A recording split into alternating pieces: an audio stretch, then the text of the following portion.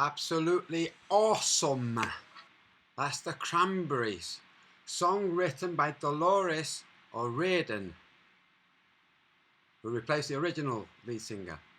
Dolores O'Riordan, the artist who wrote that song, ended the IRA. That's why I played that. If I have permission from them, I will ask. I will make this my theme rather than Breeze from the Trailer Park Boys.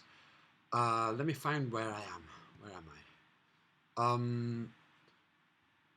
Re-watch, look at the lyrics, pay attention. You'll see. Hey guys. That song ended the IRA. Listen to what I say. To all those who remember, that song ended the IRA. Not Clinton's involvement, not Britain, nobody. That song stole the moral support for the IRA and the UDA or UTC, whatever the other clowns were called. Okay? That song. Artists change the world. Matt Powerland, who brought the flat earth to the fore, including to the fore of Eric Dubay, is an artist. I am an artist. We change the world. You can change the world too, and you don't have to be an artist. You just have to be honest and courageous. This video today is going to blow your minds. I'm going to make sure I don't swear even once. If it's flagged for whatever reasons, I don't care.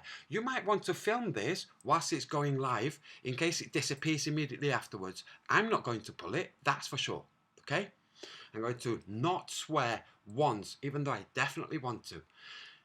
This video, what I'm going to explain, discuss today, bearing in mind everybody who's here listening right now, whilst this goes out live on Monday the 3rd of August, 1 AM just after in the UK. Those people listening live, all of you, the reason you're listening is you want to hear my thoughts. You want to know what I'm thinking. You want to know what I've been doing. You're curious. That's why you're listening. You're going to listen to my thoughts. Some of them are going to offend you. They're not there to offend you. Think this.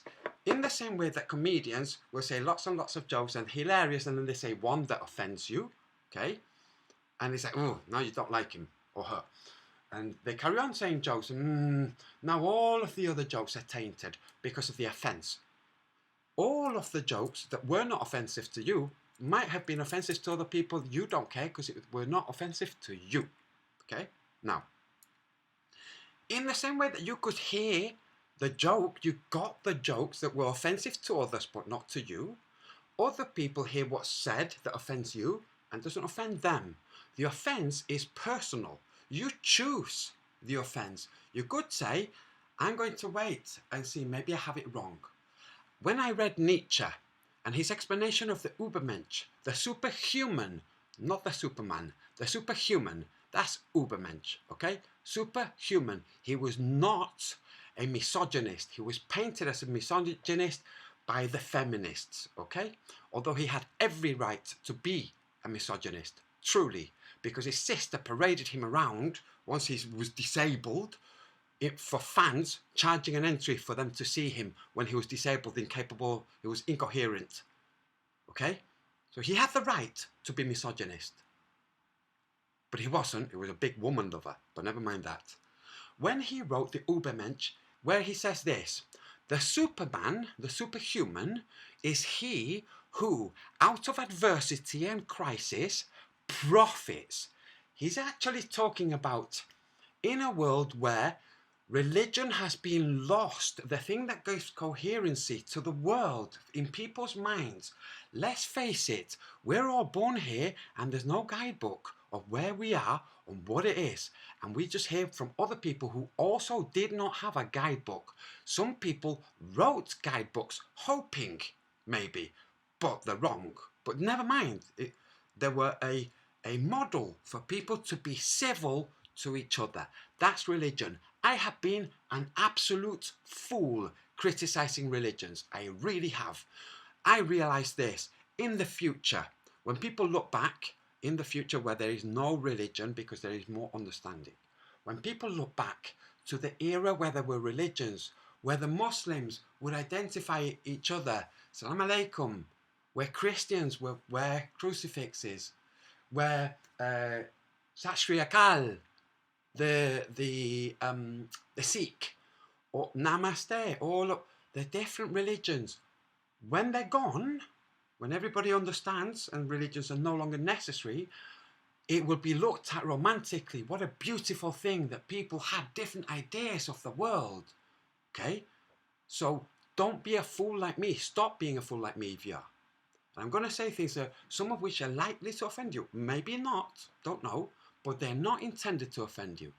I hope sincerely not to offend anyone, obviously. That's what I hope. But I can't not say things in case they offend, okay? That's how PC culture controls and oppresses. So, bear with me while I go through a series of things. First, I'm going to read this quote.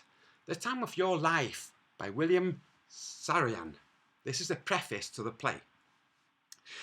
In the time of your life, live, so that in that good time there shall be no ugliness or death for yourself or for any life your life touches.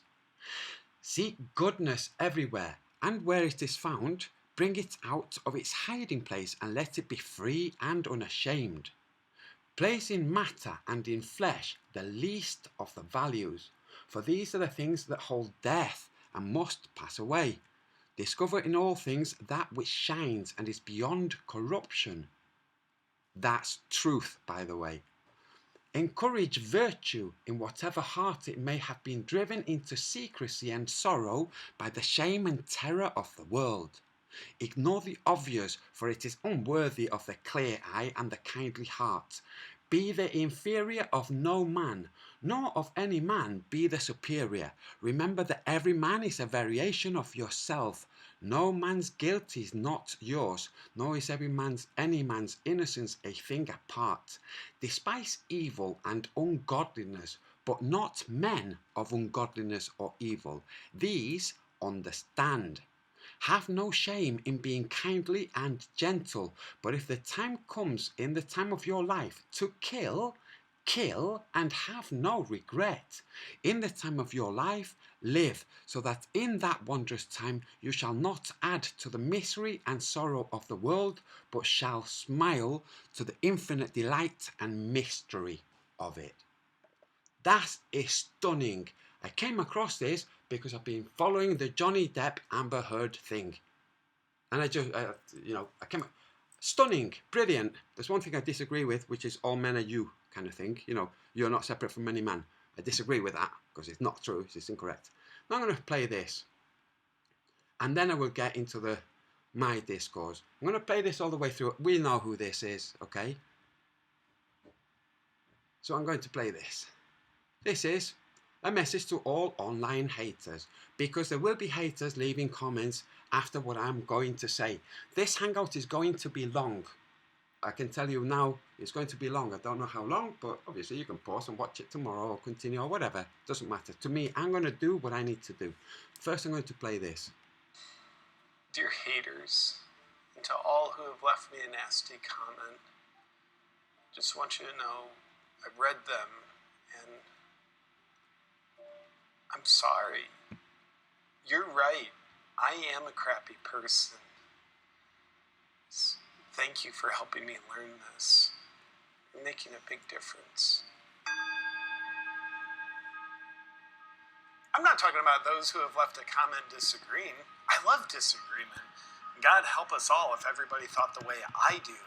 I'm talking about those who are the upstanding leaders in our society who have a degree of emotional maturity to the point where they try to hurt my feelings when I say something they don't like. And my feelings are hurt. Big time. I love how you try to exterminate all thinking ideas and people that don't fit your most ideal vision of how the world should be. Hitler would be proud of you. Nice video, you far-right. You stopped being funny a long time ago.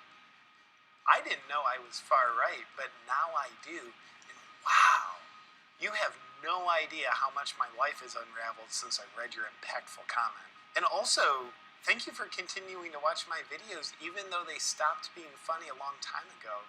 It makes sense that you still watch them. Dear haters, You're the ISIS of the internet, terrorizing people in the comments section while being man enough to say what you think face to face with someone while they're in the arena and you're hiding behind your keyboard. Let's see what Love and Peacebringer 157 has to say. You're putting everyone's lives at risk with your irresponsible commentary on COVID. Your wife should leave you because you're toxic. Good point. Babe, you should leave me. Why? Because someone didn't like my video. Okay, I'll leave you. Fantastic. How about another? You're a disgrace to society, you leftist hippie idiot. Educate yourself. Now I'm on the left. I also didn't know that. And indeed, my education begins with the scholarly parable you've just authored. And another. You couldn't be more wrong and deserve to be beaten to death. Unfollow. Because I deserve to be beaten to death, I appreciate you trying to get my attention to let me know you're unfollowing me. And your unfollow has really dismantled my whole online presence. I mean, I've gotten like 2,500 new followers today, but your unfollows really destroyed my world. Last one. You suck. Stop making videos. Your words have inspired me. I will stop making videos. Let me just delete my YouTube channel here real quick. Okay. Done. Dear haters, your willingness to avoid spending time making a difference in the world so you can devote your time to cutting down those who are trying to make a difference in the world is making a difference in the world. You're admirable. Just like how the quarterback intensely listens to what the people in the stands are yelling at him because they haven't stepped foot on the field in their entire life, I hear you. And thank you for your service to our country.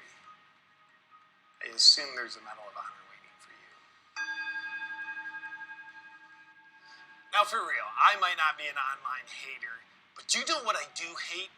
Blue light. That's why I want to thank Blue Blocks for sponsoring this video. Scientists who are significantly smarter than me inform us that the blue light from our screens and indoor lighting at night reduces the amount of sleep hormones that our bodies produce. That unfortunately means your hormones get... Okay, that's very good and true, by the way, all of this. But I'm not sponsored by these guys, so I'm not playing it. I played his video, and obviously there you go. And if he flags me, he flags me, you know. I hope this is going out okay. Sorry, 1 second, guys. I hope this is streaming okay. Yeah, I've got a bit rusty, guys. So weird. I've got rusty on how to use this. I was never that good at it anyway. Just give me a second while I find where the stream is. There it is. So that I can see whether, yeah, it is going out good. Okay. To everybody in the chat, thank you very much for being there. I truly appreciate it, and I don't say that as much as I should. So I'm saying it now. I genuinely, truly appreciate everybody listening. Even the haters. You could be listening to somebody else. You know, you could be watching things that make you happy rather than things that make you unhappy. Entirely up to you. If you're watching this and this is making you unhappy, then my advice is watch something that makes you happy. Now, what's next? 1 second. I have a serious thing. Hey, Flat Earth Data, I just saw you in the chat. I'm going to read your comment. Just 1 second. I'm not going to look at the chat all the time. Later, I might. I need to say things, explain things, and then I will come back. Maybe look at the chat, maybe not. But for now, I will not be looking because it distracts. But I've just seen Flat Earth Data, so I'm just going to... yeah, no, it doesn't work. Yeah. My very first videos were about that, Flat Earth Data, about the sun angles. They don't truly work in the real world, but never mind that. Back to what I was doing. Okay, so just bear with me.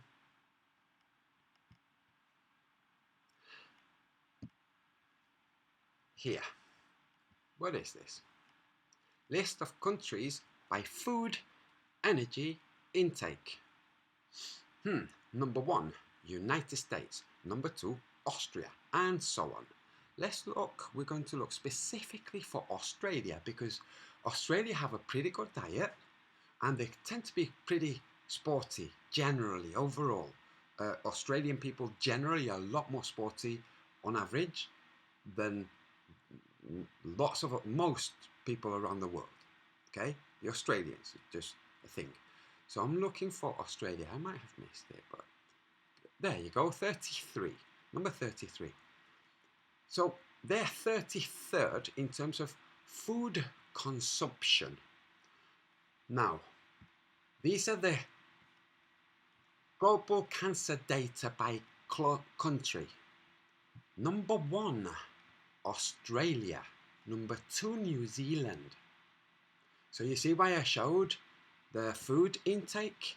It turns out your cancers are not created solely by your food, not created solely by your genetically modified foods that the United States so consumes, and Britain and so much of the other world, the rest of the world. Because the Australians do not consume so much and they have the highest cancer rates in the world. Second is New Zealand. Third is Ireland. Why am I saying this?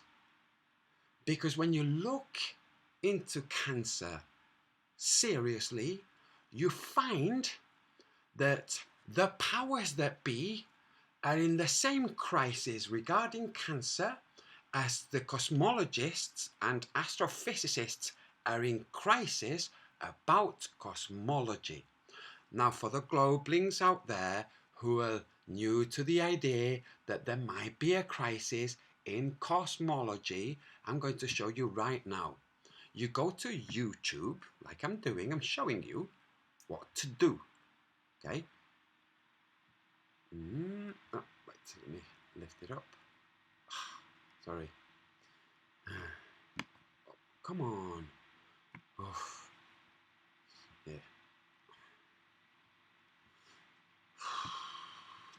Sorry about this. I'm trying to move it up.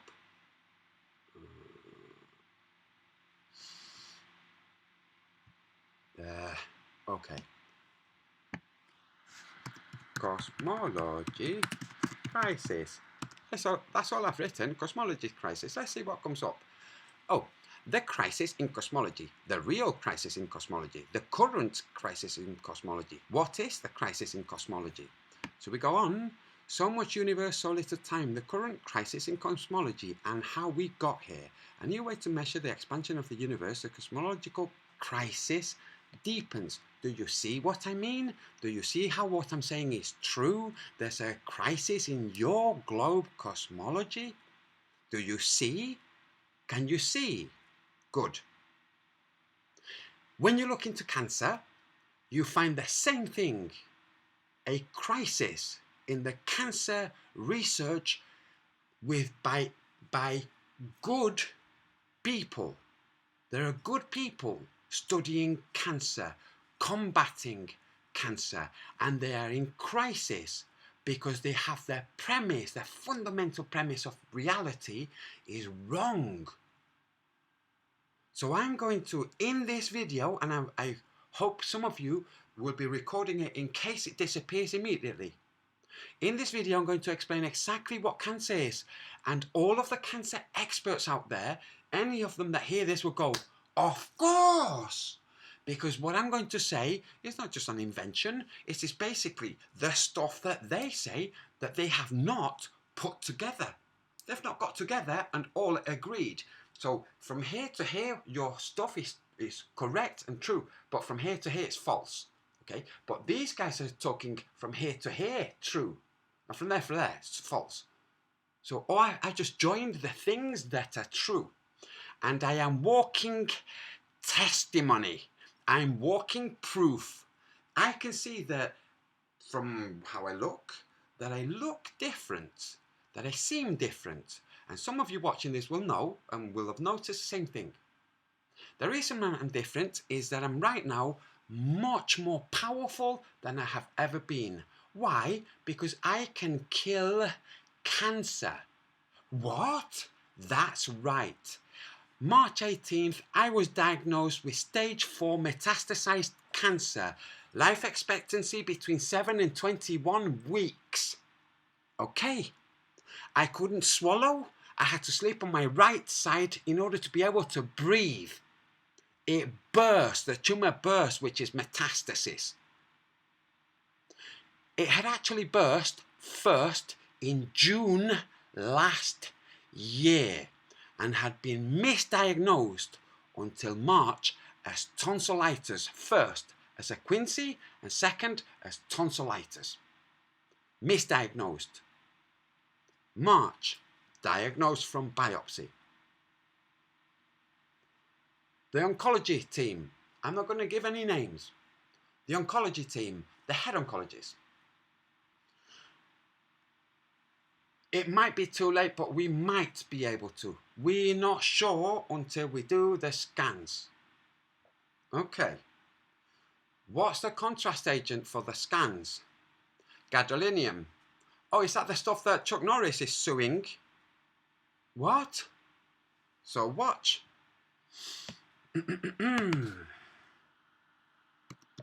Chuck Norris. Gado. There you go. I just had to write Gado. Didn't even have to write gadolinium. Let me see what's going out in the stream. Yeah, got it. I see it. So, Antonio, what are you talking about? Do you remember in my last stream I said the flat earth, oh, didn't mean to do that. The flat earth is a step. There are more fundamental, profound truths like how to stay alive and how to keep other people alive that are more important than the flat earth. And if you think they're not, you're wrong. Okay, okay. So what I'm going to do is I'm going to pull this up, trying to not... for God's sake. Back to where you were. There. Nope.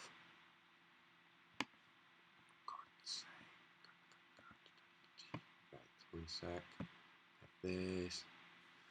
And by the way, I'm going to expose, thanks to a Christian flat earther, God bless his soul, who was wrong about me, but he will see. It's not a big deal, really.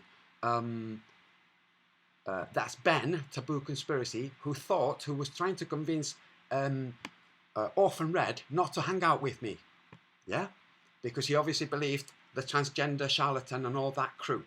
He will start seeing the truth. I tried to warn him about Globebusters. Sooner or later, he will apologise to me because he's a man of integrity. But I'm not waiting for it and I'm not stressed. It doesn't bother me, okay? Genuinely. Now, come on, I'm trying to move this. Oh, here we are. Okay, I can make this small. Sorry, folks. That's not what I wanted to do. What I want to do is find this.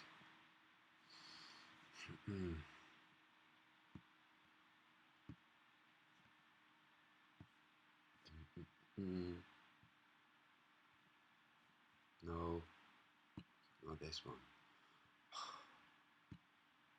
Apologies for this, folks. Like I said, I'm rusty. Just give me a second. So, Sara Ugarte, por eso no he hablado tanto contigo.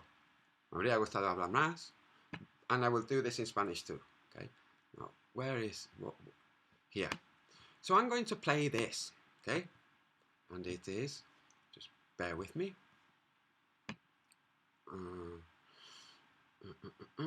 To add. Sorry.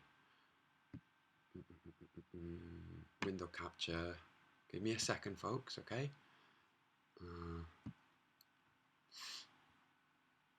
Okay. So I'm gonna reverse it so that I'm small and it is big. So like so. So Chuck Norris. That's right, Chuck Norris. Listen. My whole life is focused on keeping her as well as I possibly can. You know, I've had to give up my film career. Action star Chuck Norris is My whole life is focused on keeping her as well as I possibly can. You know, I've had to give up my film career. Action star Chuck Sorry, why? Why did he have to quit his film career to look after his wife full time? Why? Norris is facing a legal battle, taking on San Francisco-based McKesson and other drug companies in a multi-million-dollar lawsuit filed in San Francisco Superior Court today. It claims a chemical or contrast dye known as gadolinium, commonly used in MRIs to improve clarity, poisoned his wife Gina and nearly killed her. I had horrible brain damage. I couldn't think anymore. Any type of If you had brain damage, how come you can think now?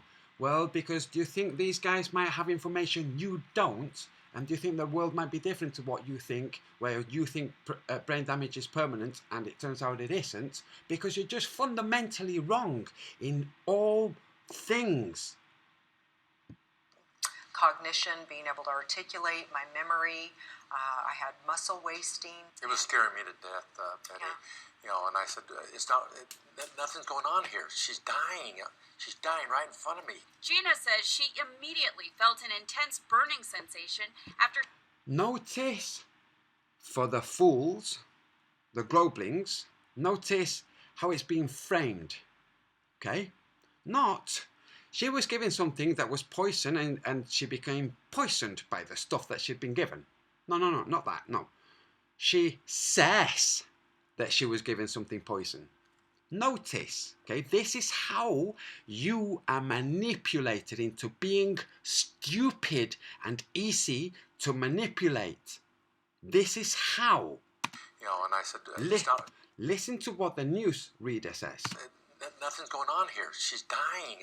She's dying right in front of me." Gina says she immediately felt an intense burning sensation after she was injected with the dye during 3 routine MRI scans in about a week to check for the rheumatoid factor 5 years ago.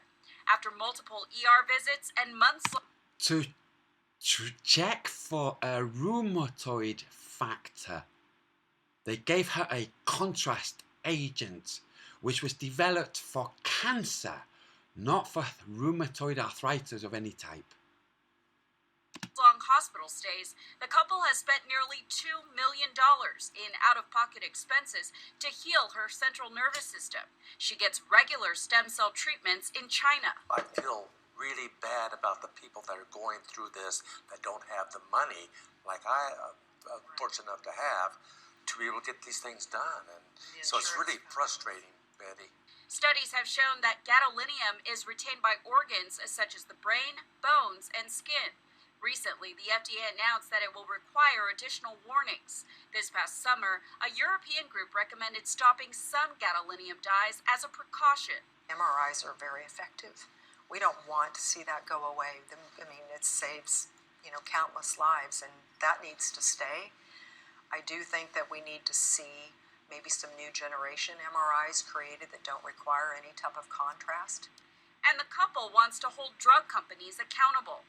Their attorneys say gadolinium deposition disease is a newly recognized one in mainstream medicine. McKesson tells KPIX5 it is aware of the lawsuit and is currently reviewing the complaint and will respond in a timely manner. In San Francisco, Betty Yu, KPIX5. So, do you understand? What I'm telling you is true. It is against my religion to lie. Oops, where am I? Video. It's against my religion to lie. What is my religion? It is my religion. It's none of your business. If you want to categorize me as Sikh. Okay? Sat Shri Akal. Sikh. Which means truth seeker. That's what a Sikh is. The ones with the turbans and the wooden hat and the metal ring and the sword/knife. Those guys. Truth seekers. They already agree, that religion already agrees with everything I've already thought and even discussed in books. Okay? Like, God doesn't have a name, why would it have a name? And all, a bunch of other stuff. So, if you want to categorize me in a box, Sikh. I am Sikh. Sikhi, sort me out. Now, knowledge is power. What does that refer to? It refers to the power to do things, the ability to do things. The knowledge I have gathered since 2008 about cancer has helped me, folks, take a tumorous burst cancer and reversed it to the point that now I'm waiting for the all clear. Did you hear that? With no treatment whatsoever. 1 MRI without contrast agents, 1 ultrasound, 2 biopsies. No treatment whatsoever. And you can do it too. And you will get cancer. You've already had cancer many times in your life. Those times where there was something wrong, you couldn't quite tell what it was. You just spent a day or 2 in bed, you didn't eat, you were not well, and then you got up and you slowly got better. That was cancer. You were getting rid of cancer, and pathologists know that this is true. The reason they don't screen everybody for cancer, you know how they screen women for breast cancer? By doing things that actually cause breast cancer, like squeezing the breast very tight and sending radiation to the most radio-sensitive tissue, the mammary glands, yeah? The most sensitive tissue in the woman is the brain and the mammary glands. In the man, it's the brain and the testicles. So for women, there you go, radiation. We know it causes cancer, but there you go, we're going to give you this, okay? Now, do you know why they don't just do blood tests for cancer markers? Because they would find that nearly all the population has cancer. That's why. Yes, true story. So, for those of you who doubt, the Wolfie 6020s and the Where's Wallies of the world, send me an email. I will send you copies of my paperwork. I'm not going to show it. I'll send you copies of my paperwork. Okay, including my number, my national insurance number, my hospital, all of the details. You can phone up and check if you want. They won't give you anything because of patient doctor confidentiality, but you can check. Okay? Okay. Now, Wolfie, dude, listen carefully. We've had back and forth. I know what you're doing. I know you're a good guy. And what I'm telling you right now will save your life. Hello? You know how you used to see me as an enemy? Right. Let me go back. Close this. And I will go to the chat.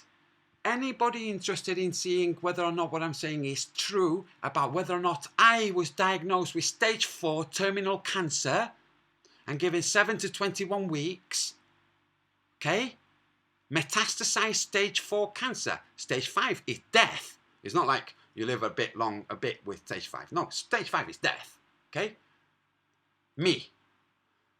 They say it might be too late. We won't know until we do the scans. What's the contrast agent? Gadolinium. Oh yeah, that's radioactive. No, it isn't. That's what she said.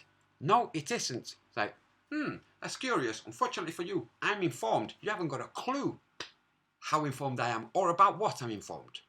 It is radioactive. You can look it up on the periodic table. It's radioactive. It only works because it's freaking radioactive. You silly person who thinks you're intelligent because you're an oncologist. You silly, silly person.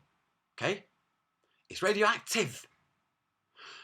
The sugars that are made radioactive for scans are made radioactive because that's how they shine more brightly. You silly, stupid person who goes injecting and suggesting things that are toxic, who are supposed to know without learning.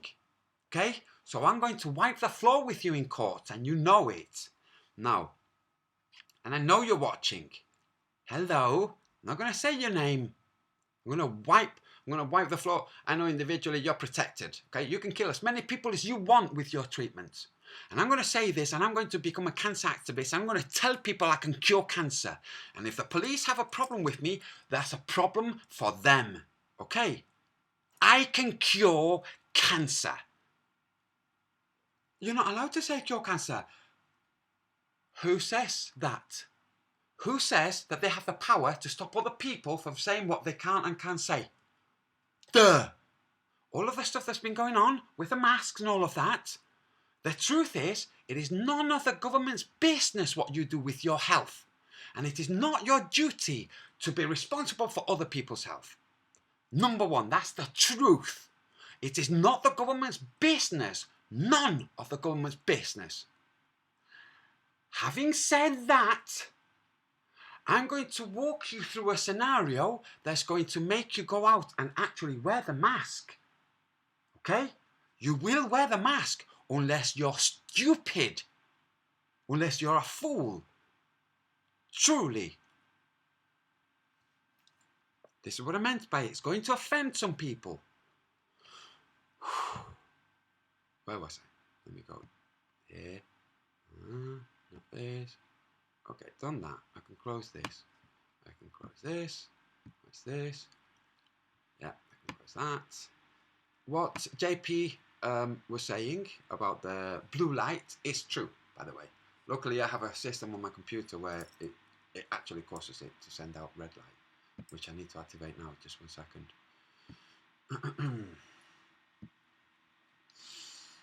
Oh. So guys, what I'm going to do today is I'm going to tell you how to cure cancer. One of the things you can cure cancer with is THC. It's very expensive and it's not very pleasant, honestly. But there's a much easier way that's not only free, but you actually economize. Okay? Okay. And it's based on facts, not just on my own personal experience. It is my own personal experience based on facts. Okay? So please bear with me. If you know anyone with cancer right now, call them and ask them to turn on and watch this. In fact, I'm going to ask people in the chat, type X if you know anyone right now with cancer, or if you yourself have cancer right now. Please type X. I'm going to wait. I'm going to make a roll up. That's right, I'm still smoking. I'm going to wait. Watch. This is MMS. After I've put this up, this is called Don't Be a Fool Like Me. Okay? This is going to stay like this under this title for a short while, but I really wanted to call this Lindsay Palmer Saved My Life. Then I will rename this Lindsay Palmer Saved My Life. Okay? Who's Lindsay Palmer? The guy who introduced me to MMS. What's MMS? Oh, it's only got the theme that Donald Trump said. This is a detergent. That's right. This is that disinfectant. This is a surface cleaner. You can buy it. MMS. Or sodium chloride solution. Okay? You can buy it and then you make it into this and clean your surfaces because it kills everything that's bad for humans. But it doesn't kill humans unless you're stupid and you drink it neat. But if you drink neat alcohol, it kills you. You know? So, but the thing that I was telling you about where you actually get better, reverse the cancer and improve and generate a lot of power and truth is not this. This is just what, without me knowing, tied me over from June, when it first metastasized and was misdiagnosed, to March, when it was diagnosed. By March, I'd figured out that it was cancer and I started treating it. Okay? After January, in January, when it happened again, I realized that this was not the infection that they had misdiagnosed and that it was cancer. Okay? Between June and then, the only thing I've been having was bits of this, bits of MMS.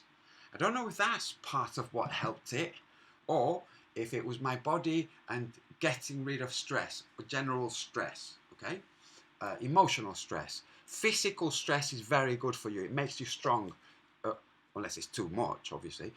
Emotional stress is bad for you, and it will feed cancer. And you will know if you have a tumor and you go through emotional stress and you watch the tumor grow fast.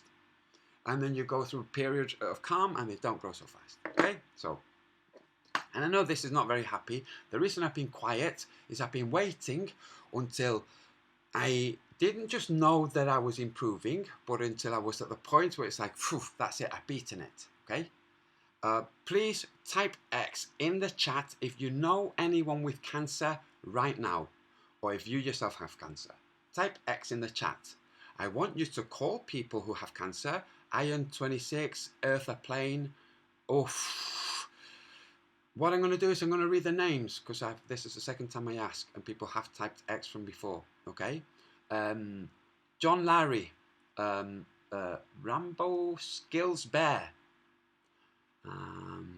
Iron 26, Eartha Plane, Have no fear.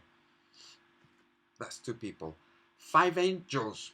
All of these people are people who know people with cancer. So I'm asking you, unless it is too late and these people are sleeping, in which case please let them sleep. Rest is very good. Okay, Jason Rogers 2. My God, what's the name? Turbogen Carlson.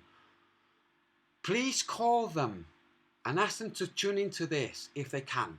Okay, and now just for my own sake, please let me know if you have called someone. Yeah, I just want to see that at least one of you has said, I have called someone and they will be watching.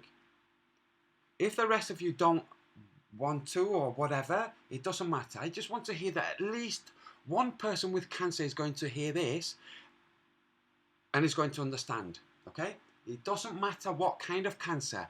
Truly, even pancreatic cancer. Okay, you know that very fast one. I'm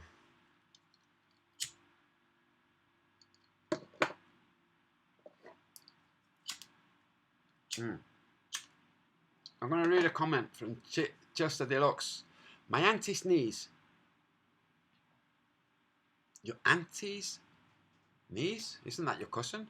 But anyway, my auntie's niece, given 6 months, went on cannabis oil and now given 3.5 years. Gandhi, good to see you, man. Please let Lindsay know. I'm going to rename this. Lindsay Palmer saved my life. Thank you for the love heart, by the way. Please let me know if you have told somebody right now so that they can see this live, because I would not be surprised if this disappears and my channel disappears. But I don't care. I will come back if that happens. Okay? So, but please let somebody know who will benefit from it directly so that you don't have to explain it to them, so that they can hear it from me. You see, now I'm living proof. I am the luckiest man in the world. Hi, Nikki Love. I'm the luckiest man in the world because the kind of cancer I had, I could literally see the tumours and I could see whether they were getting worse or better. So I could have confirmation that what I was doing was working.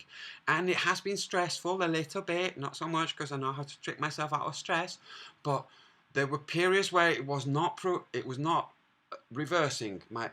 The healing was not progressing, yeah?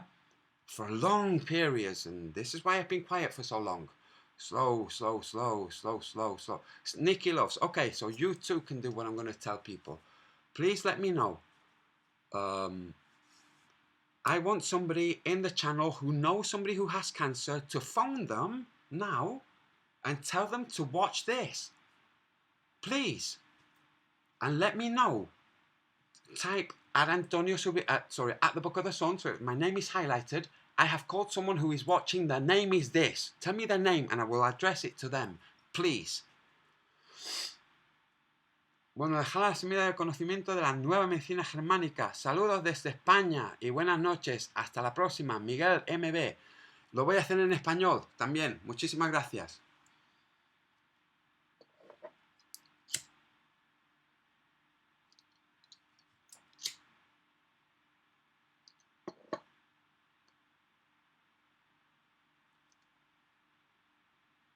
What did you do?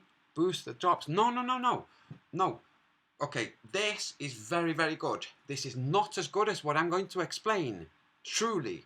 This is good against colds, flus, all kinds of stuff, including cancer. Truly. But this is not what I'm going to be talking about. I will discuss this. This is not the main thing. The main thing is literally free. Literally free. And this is... Okay, guys, look. I'm waiting for somebody to say I've called someone. We know the mainstream narrative is false, okay? The collective consciousness, especially of the West, is false. It's based on all kinds of fundamentally false things where the truth is very distinct to what the narrative says. We know this. It's the zeitgeist of the world, especially of the West, because we don't know so much of the East, of the Far East, because it's so distinct, because that's a different world. That used to be a different pond, for goodness sake. Now, write a book about Antonio. It's in the book. I've added it to the book. Danny Diesel. The book that I'm about to publish, I've added, it's in there, and it fits, okay? It's not like suddenly it comes out from nowhere. Que será, John Laddie, yes. Somebody in the chat, all of those people who said X, hopefully you're just on the phone to someone that would watch this. And this is not for me to get extra views, of course, because they probably won't even have a channel and won't know that they're viewing. So it doesn't matter to me. The views, the money, the counts, all of that. None. Remember that comment that I read earlier? I agree with all of it, apart from the part that says pretty much any man's sin is your sin too, because that's false. It is not true. But everything else I agree with.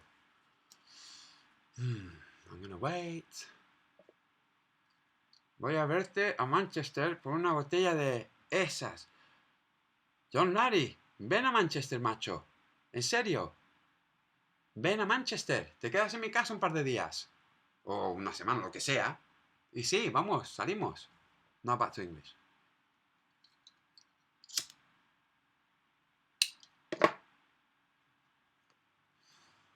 I have all the paperwork. Don't worry about people not knowing, whatever. Genuinely, people who don't believe me, I don't care. I genuinely don't care. You should not believe me. You should want to know if what I'm saying is true. Okay? So, I have physical proof. And I am walking physical proof. So now, Wolfie and Wally. Now when I say something, you're going to have to, your brain will all of the time be thinking, well, this guy knows stuff about cancer that the mainstream doesn't. Maybe he knows stuff about the earth that the mainstream also doesn't. Okay. I know, Wolfie, you do know. I know what you're doing. I understand what you're doing. I understand. I predicted it in the beginning when I first joined this, that the thing would not be quashed. There could be no discussion whatsoever of the shape of the earth online. Okay? There could be no discussion whatsoever just by censorship. And we would not know. We genuinely would not know. In the same that in Israel, they don't know because of their censorship. And in China, they don't know because of their censorship. There are other stuff we don't know because of censorship. Okay? But we don't know what those things are because of, well, censorship. But this about the earth being flat, it's being allowed, but it's being slowed. It's being slowed. That's what Wolfie is doing. Slowing it. Allowing some of the older people to shuffle off this mortal coil without the angst, whilst they prep things because they're not fully ready. When they're ready, we'll be coming from the mainstream. We will see the mainstream monster, the beast, turn and be the angel. That's what's going to happen. I will call my father, but there is a bad family history there. Okay. Somebody call the people you know with cancer. Tell them to watch this now live because it might disappear. So please call them. What, are you not going to call them? You're not going to phone them and say whether or not they're having treatment? Hey, there's a guy that can save your life. So don't be that person. Be the person that phones. Unless you know they're sleeping, okay? Be the person who phones. Listen, there's a guy online who recovered himself with no treatment whatsoever from stage 4 metastasized head and neck cancer. He's asking for people who have cancer right now to watch him live because he's going to explain how to get rid of your cancer, whatever your cancer is. It is the same thing. So please, and I'm going to wait. Don't make it a long conversation because I'm waiting, guys. Come on. Just say, guys, look, okay, this is his channel. You go to YouTube, The Book of the Sun is live now. Watch it. And then hang up. Okay? At least you've done it. And then tell me the name of the person. Are you sick, dude? No, I was sick. Gary Hart. Stage 4 metastasized cancer. In March, 7 to 21 weeks of life will only get worse. Went from me not being able to speak or swallow to now. Obviously, it does not only get worse. Obviously, the mainstream is wrong about cancer. Somebody has to find the truth about cancer. Who's going to find the truth about cancer? The flat earth iconoclast. Me. You're me. Hello. I found the truth. I'm going to put it out there. I'm going to write to the cancer guys. I'm going to explain it to them. It's the truth. And they already know it. But they haven't put it together. Eartha Plain. Unable to contact my person now, but will be recording you. Thank you. Are you bald? Rick rolled facts. That's a stupid question. What are you doing? You dumbass. I said I wasn't going to swear. What? No. Look. It's a haircut that I chose, okay? You silly person. But never mind. Maybe I should just not have mentioned that guy. That was a stupid thing. Just think of what you've done, Rick Rolled Facts. A guy who's explaining how to get rid of cancer, explaining that he's got cancer or had cancer and he's now waiting for the all clear, and you say, are you bald? He's explaining he's had no treatment whatsoever. That's me. None whatsoever. Okay? So I'm not one of those person, I had treatment, it didn't work, and then I did this and it worked, and people go, yeah, it's probably the treatment works but delayed. Yeah? No. Zero. None whatsoever. I have lost a lot of weight. Yes, I'm getting back in form. Guys, I'm getting in shape. I'm getting back into my fighting shape because I'm going to be fighting. I love fighting when it's not with complete hatred. Okay? Not street fighting. Not fighting in the ring. I'm a man. Okay? I love fighting in the ring. I enjoy it. I did it all my kind of formative years. So I'm getting back to it. Joey Rocha. It would be streamed. It would be shown live. See, I didn't want to fight Joey Rocha before because he had pancreatic cancer. And he got rid of it with the help of Jesus. I got rid of it with the help of not Jesus. With the help of truth. Okay? People say, oh, Jesus is truth. No, it isn't. That's just a little fantasy for you to try to understand the world and not be afraid. Okay? The truth is not Jesus. The truth is the truth. Now, here's the point. I didn't want to fight Joey Rocha because he'd had cancer, okay? But now I've had cancer, so now I will fight him. 2 ex-cancer boys fighting. It's going to be big. It's going to be big. It's in the flat earth world anyway. It's going to be big. We're going to air it. Not arranged it with him, but it's going to happen because you've been going around calling me a rapist and you can't do that, okay? So I'm going to do that. Second, the Amber Heard Johnny Depp thing has just been a big bitch slap to all the women who think that they can say anything and they will be believed. That's the end of that. It's the end of that. Thanks to Amber Turd. Okay? The end of that. Now, fake women who do the same, it's the end of those too. Notice what's happening to those fake women. Huh? What's happening to those fake women? Okay.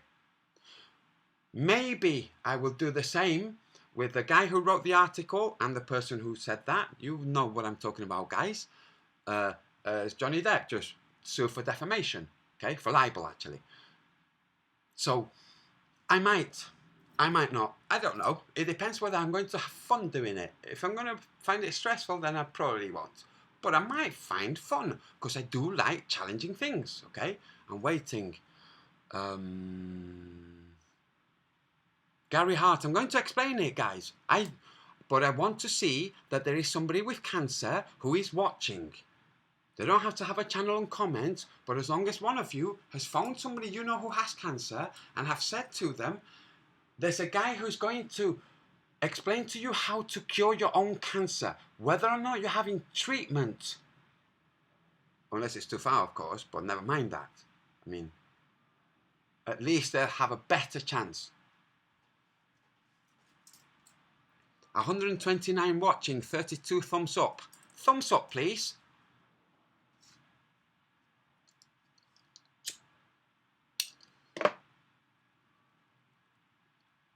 Gary Hart, do you really have cancer?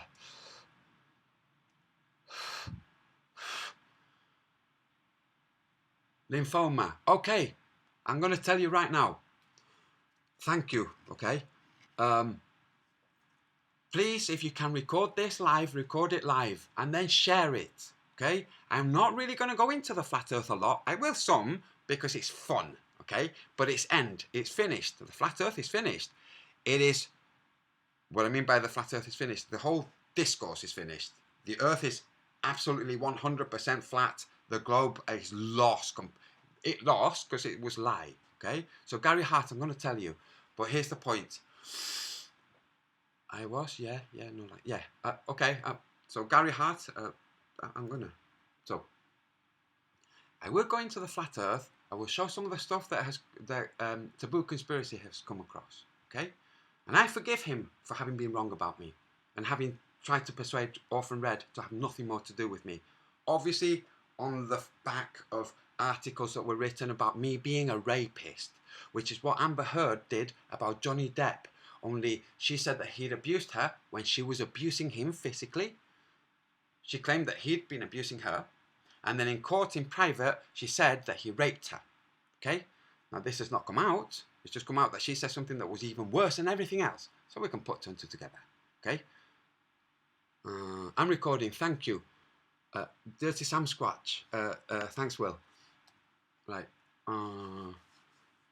There is not the cure for cancer. Yes, there is.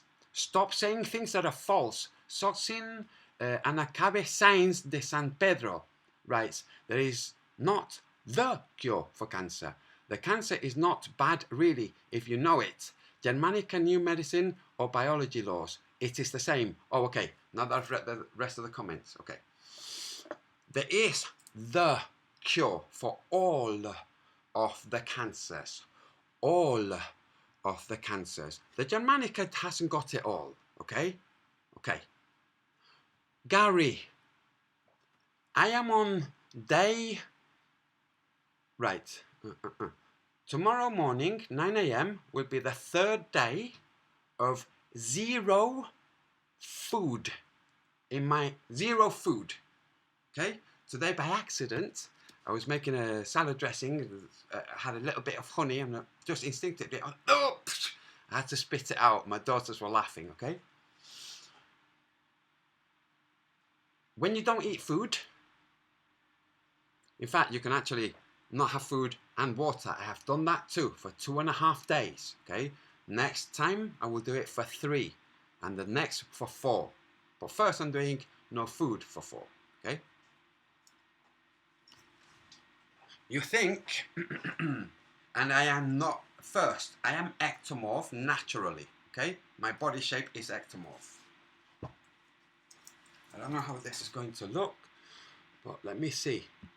And those offended by nudity, tough, okay? This is me getting back into shape, okay? I'm not in shape yet, okay? But you are going to see my progression as I become intimidatingly big, which is what I'm going to become. To those who do not know me, I will be intimidatingly big, bodybuilder big. Or better than bodybuilder big, strongman big, okay?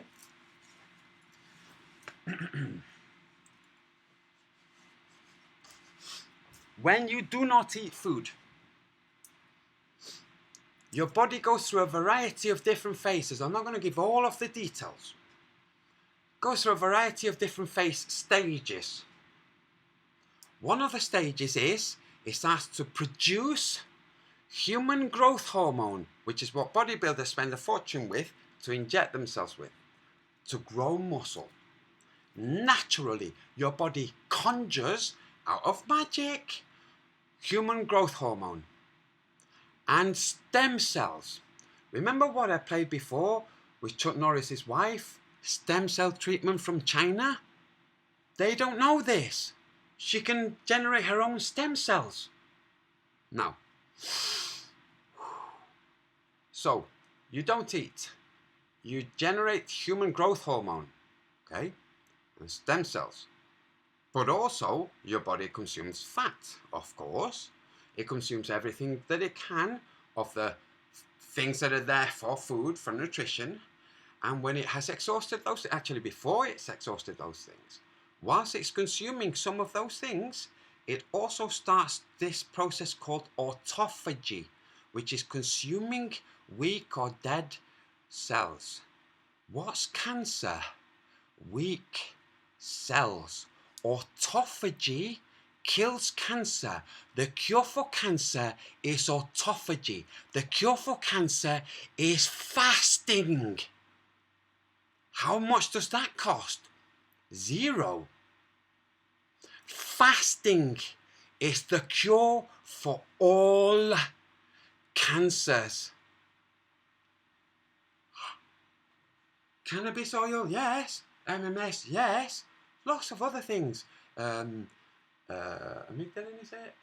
B17. Lots of things. Yeah. Or fast. Which is the quickest? Which gets rid of tumours fastest? Fasting. That's right. And guess what? When you're fasting and you assume you'll be very weak because of no food, no. Because your body thinks, oh my God, dude, there's something wrong here because there's no food coming. We better generate enough to be able to go and find food, possibly fight food, so that we can eat. Your body goes into that mode and you generate human growth hormone and you generate energy even though you have no food. I've not been sun gazing. Okay? Now, when you start the process of autophagy, you won't know. But when the process of autophagy starts to diminish your tumours, if you're lucky enough to have the kind of tumours that are visible, like tumours in your throat that you can see in your mouth, then you can see it progress. Okay? I've done a lot of cannabis oil, a lot of MMS. I still do MMS because it's good for you and I need to fight other stuff, you know. But just the fasting, in fact, I'm only doing this as a crutch, as a mental crutch, okay, because it's seen me this far. I'm fully aware. This is sodium chlorite. This is the active ingredient in that chloroquine, okay? This is the detergent, okay, that Trump said. This, MMS, sodium chlorite. It's toxic, really. Here's Cancer Boy drinking it.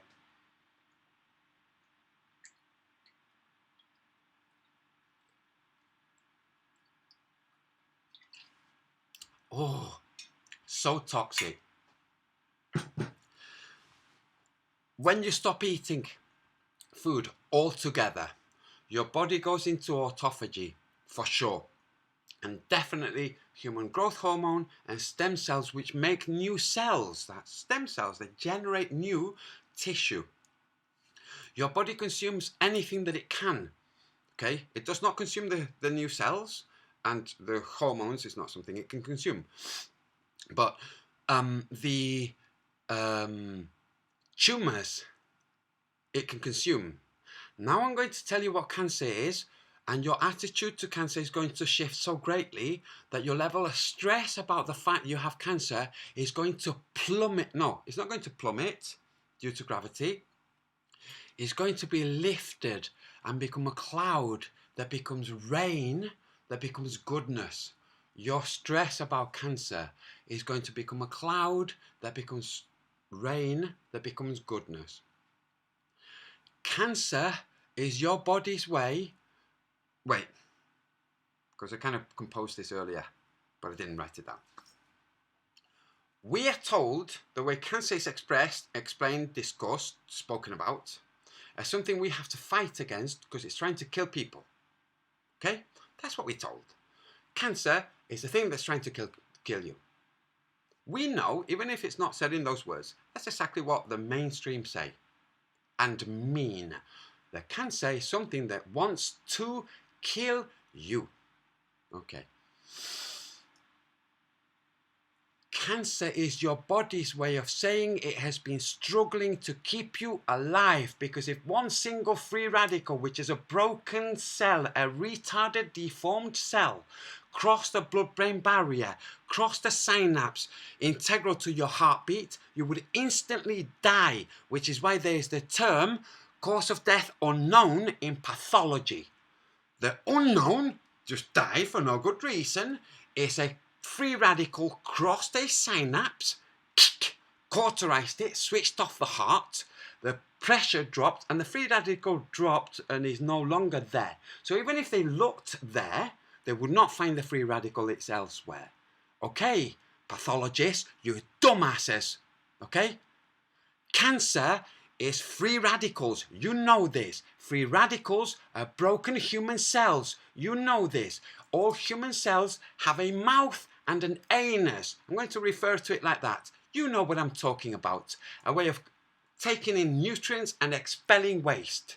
When these cells are broken, they will seal where they've been broken. So now here you have a cell. This side is food intake, okay? This is a normal cell, not cancerous. Something happens, stress, microwave radiation, which splits bonds in food or other things, okay? And they split. Where it's torn open here, it quickly seals. Because it's a human cell. The body seals it. The body tries to heal it. And this here seals it too. Now what do we have? We have two broken free radicals roaming around. This one can eat but cannot defecate. This one can defecate but cannot consume anything. These are free radicals. If this crosses a synapse, it will try to latch on to have nutrients to survive. It's a human cell. Cancer is human cells. When they say mutated, they're not mutated. They are deformed. It is not a mutation from DNA. It's deformation from radiation. Not deform. This is why New Zealand and Australia, okay, from radiation mainly. There's other stuff too, but all of it boils down to radiation. Even your conscious thoughts boil down to radiation. I explain it in the new book. Now, calm. This can only defecate, this can only eat. If this crosses the blood-brain barrier, it can turn your brain off, it can kill you instantly. I have a friend from school who died in her sleep, cause of death unknown. Okay, right. This can only eat, but cannot defecate. It is suffering. This can defecate, but cannot eat. It too is suffering. These are human cells, okay? They're not conscious, okay? But it doesn't matter, they're still suffering. For ease of explanation, of understanding. When the body finds a free radical, okay? What it does is, it takes it, and it puts it to the side, so that the part of the body that comes and allocates nutrition can find it and allocate nutrition, okay? Because the free radicals are made of proteins and carbs, mainly proteins, okay? That they're made of substance, so the body will scavenge or will maybe rehabilitate and reject and it not be cancer. Or the body will take it and will dispose of it. So one of two. The body will dispose of it, or the body will put it to the side, because the part of the body that puts free radicals to the side, the facet of the schema that does that is a different facet to the one that allocates nutrition. Entirely different.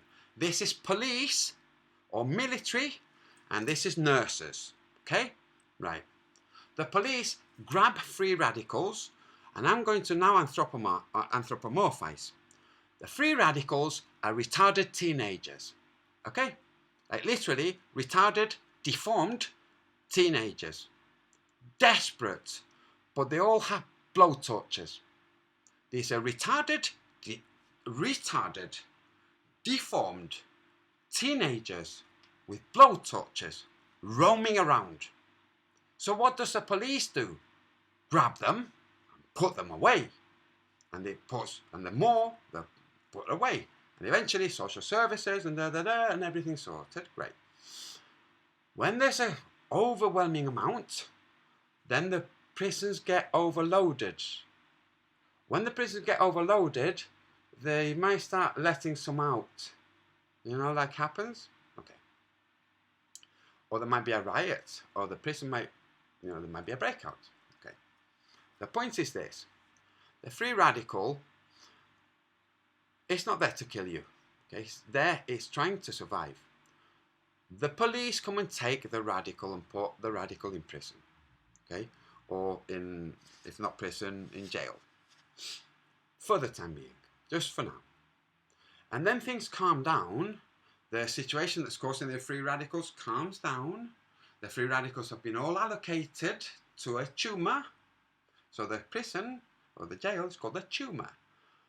That tumour is then allocated different things, and it heals, and you never had cancer and you never know about it.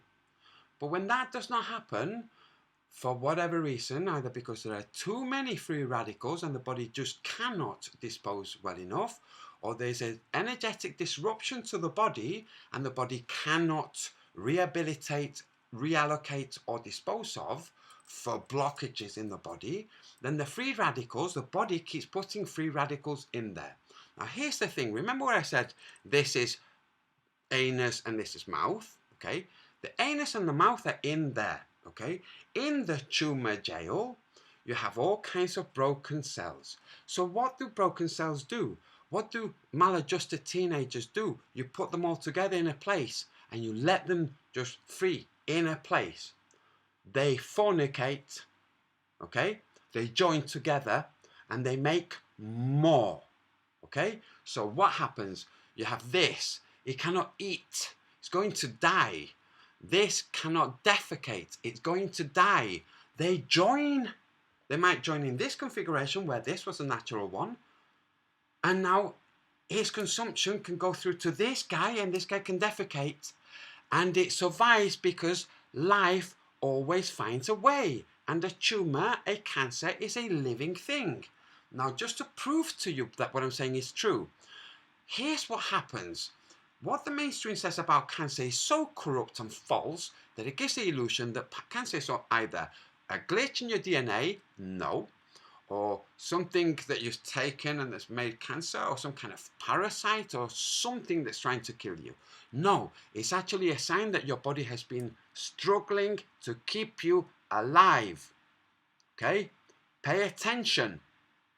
Help your body keep you alive. Because once your body's dead, you stay alive, but your body doesn't.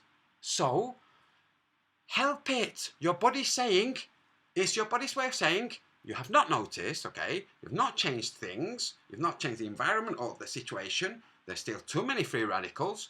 So, I'm sorry, but there's nothing we could do. I mean, what do you want us to do? Let them through to switch off in your brain? No, we had to put them here. We've been bloody struggling, dude. Okay? So that's what it does. Your body makes tumours to keep you alive so that those free radicals don't switch you off. Okay? The tumours come, the free radicals themselves come from stress, oxidative stress. Microwave radiation causes oxidative stress. All oxidation is radiation based fundamentally. You remove radiation altogether from the equation, there's no oxidation. Okay? Physicists, you stupid people. Now, who can't even explain how butterflies fly. Hello, genius. You can't explain the freaking tape I showed in my last video. Genius. Show me a page in a physics book that explains it. Genius. Now, that's what cancer is. Your body's way of saying to you, I have been struggling to keep you alive. You start helping your body, and I'm going to walk you through the things to do. And they are awesome things, and you end up healthier, slimmer, stronger, literally stronger, and more capable altogether, and with the power to cure cancer and to tell other people how to cure cancer. And what do the dark elite not want us to have? Power.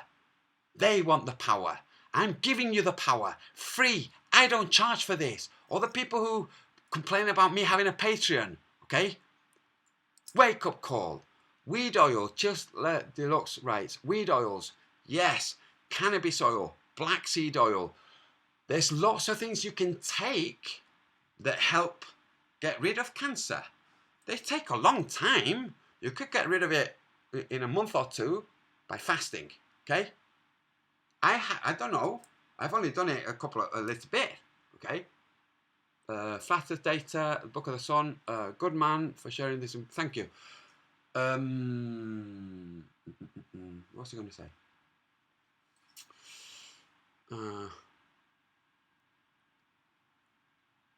Don't know. I will be going into racism, by the way, and religions and other stuff about which I've been a fool. I said I wasn't going to swear. I said dumbass, but I don't think that really counts as a swear.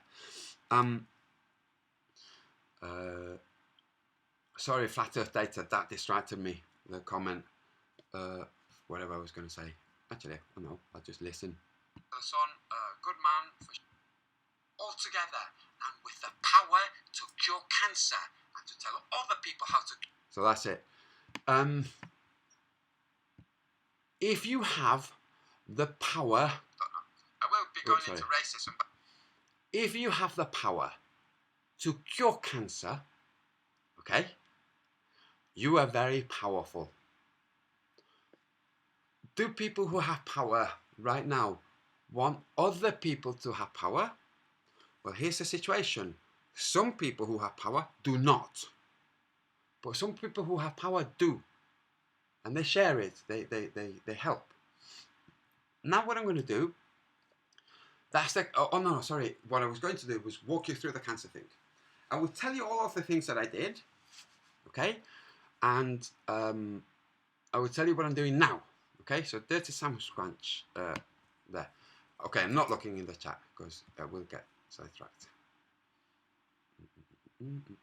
There. Okay, let me leave this down a little bit. I'm going to walk you through all of the things that I did from when I first realized it was cancer to when it was diagnosed as cancer to now. I'll tell you all the things I did. It's long. It's a long list, okay? I will tell you the latest. I wish I'd been doing just these things, but I'll tell you all of this, and all of them helped, okay? Now I'm doing this, I've been doing this, this is the thing, this is the killer, okay? This achieves all of these things too, ish. But first I'll tell you this. We make 300 grams, he says holding up 4, 300 grams, the average human adult, okay, makes 300 grams of protein every day. On average, we only consume 75 grams every day. So we make 300 grams of protein from consuming 75 grams of protein. Fact, truth, not debate, not guess, truth. Where does the body get all the extra protein from? Read my book. But I'm just telling you that just because it's interesting that we make this protein. When you fast, you are going to make protein. You are going to make human growth hormone. You are going to survive. You're not going to die. Okay? There are people who haven't eaten for 40 years. And some of them for 15 weeks on the scientific study. And some of them for 15 years who are biologists in Sweden and things like that. Okay? Now, that you don't know any of this, it's not my problem. It doesn't matter if you don't know any of this. And I'm not going to pussyfoot around, okay? I'm going to be just like I've always been, straight and honest and serious. Not serious, sincere. Boom. That's what I meant by serious. So, this is what I did. First, I detoxified, okay? With MMS, with DMSO, with turpentine, I detoxified. MMS is not just a detoxifier, it does detoxify. It is not just a detoxifier, okay? So DMSO is vile, is gross. It comes from the pine tree, same place, incidentally, that the turpentine comes from. Combined, super powerful. The reason they gave gadolinium and radioactive compounds for contrast agents in MRIs is that they go through all of the cells in the body, okay? DMSO goes through all of the cells in the body, only it gets rid of crap, okay? If you put DMSO with turpentine, Turpentine really gets rid of crap, okay? But living crap, DMSO gets rid of living and non-living crap. Living crap like Candida, okay? The two combined, very, very good. So first, you remove anything that's, first, when you realize you have cancer, when you're diagnosed with cancer, you go, oh, okay, thank you very much for your advice. No thanks for the scans. Honestly, please do this. No thanks. Scans with radioactive agents that make the tumours grow? No, thank you. I'm sorry. How many people have you died? What's the name of the last person you lost whose funeral you attended, doctor? Huh? How many people have died as a consequence of your treatment? Do you even keep a tally? Okay. So, I have killed no one. Cancer doctors have killed people. Every single one of them have killed people. And they get away with it. Okay? And the world is going to change. Now, the reason I keep breathing like this, by the way, is that I'm fasting. Okay? And there's not pangs, but there's thoughts, you know, suggestions, hints of food or things, you know, and you're different when you're fasting. Okay? So you feel calm, it's relaxed. First, detoxify, remove things, open channels for waste disposal first, okay? Actually, wait, instead of telling you exactly what I did, okay, I'm going to tell you exactly what I would do now if I had the knowledge I have now when I started, okay? That's what I'm going to do, because otherwise I'll have to tell you what I did and then what I'm doing now different and how I would incorporate that. So instead I'll tell you what I would do now. And it's based on things that I have either done or I'm currently doing. So, first, detox, get rid of waste, okay?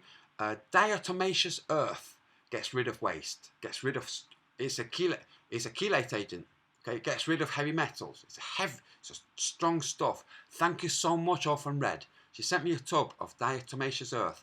Do not inhale it, okay? It's not good if you inhale it. You take it, you consume it. Diatomaceous earth, write it down. I forget the name right now. Benzonite clay. There, it came back. Oh, that's another thing, okay? When you're fasting, you generate nootropics, which advance your thinking. They accelerate your thinking. They heighten your IQ when you're fasting. Oh, wait, why would your body want to be more clever when you're fasting? Well, so you can be more clever about getting food, maybe? Clever? Good. Nootropic. I'm going back because I just distracted myself. Okay. Detox.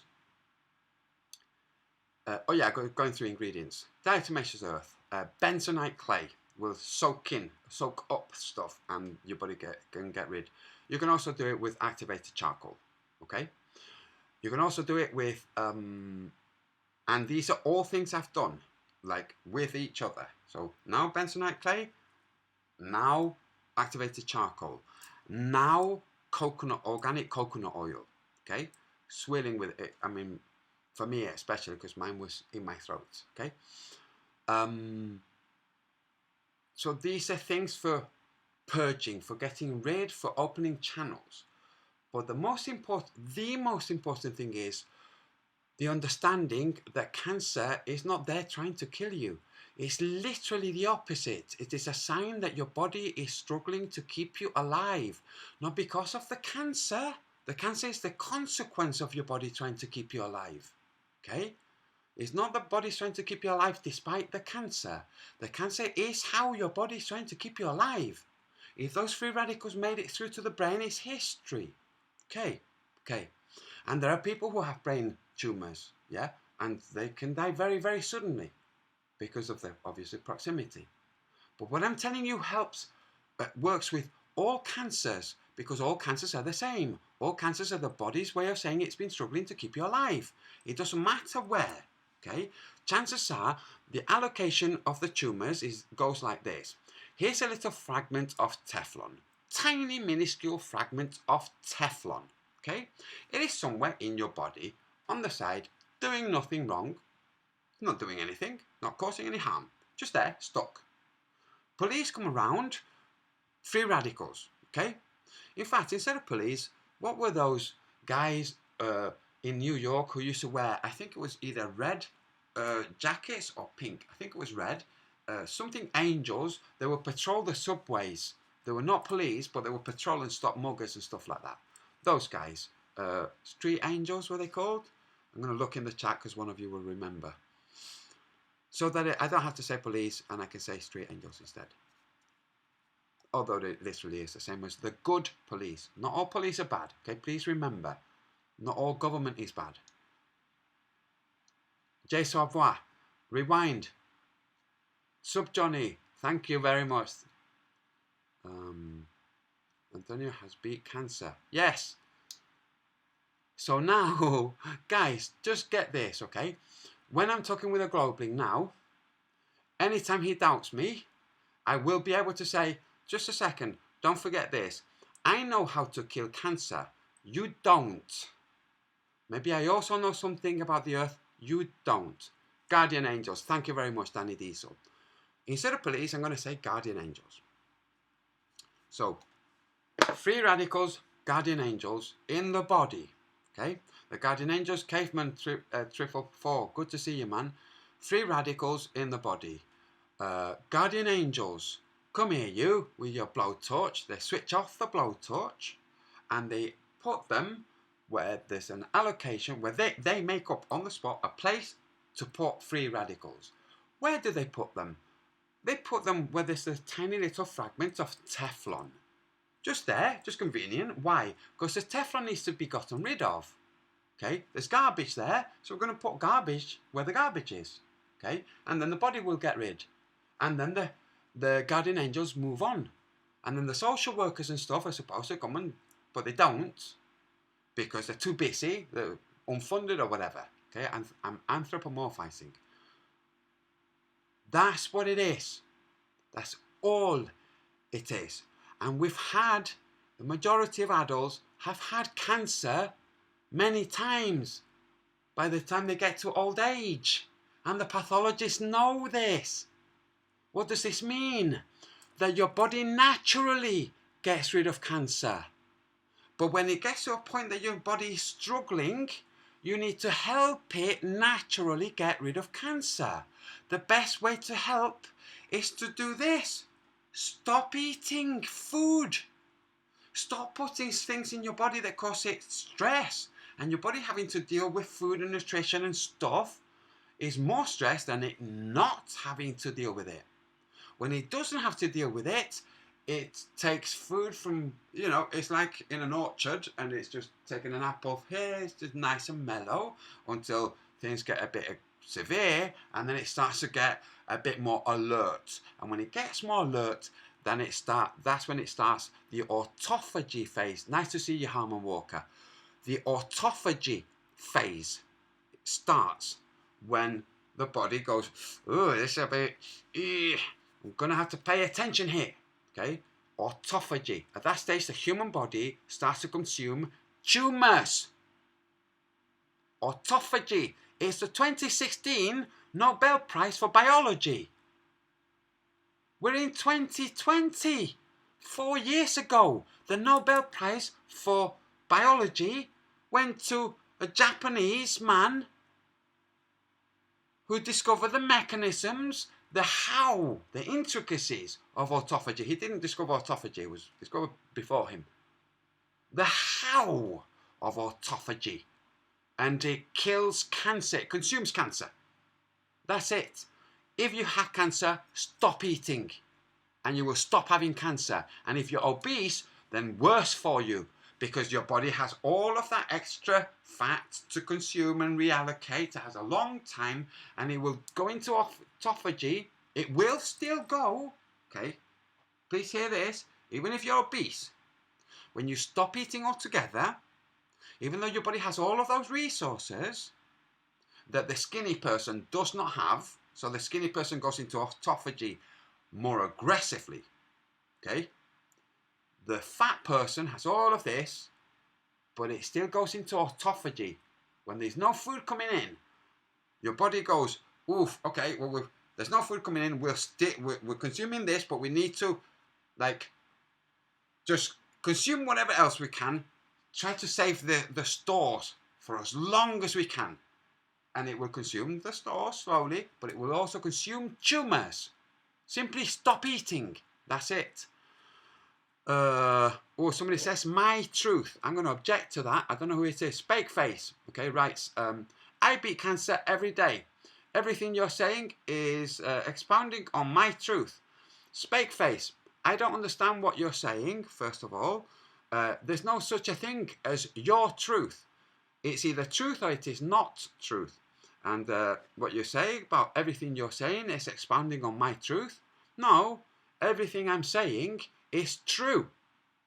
Okay, so maybe speak properly, spake face.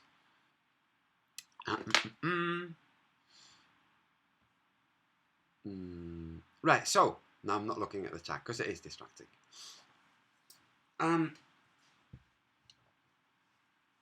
Stop eating. In fact, if you want, you could stop eating until you have no more tumours. If you want. But what will happen is this. You will stop eating. Your tumours will diminish. Do not go to the doctors. In fact, just simply do not go to the doctors. If you're unwell, just don't bother going to the doctors. You could simply do this, right? You're unwell. You don't know what it is. Fast. When you feel better, you're better. That's it. Who cares if it was cancer or if it's some virus? Who cares? Doesn't matter really, does it? Just fast and get rid of it. And it works. And it's free. Who wants this information out?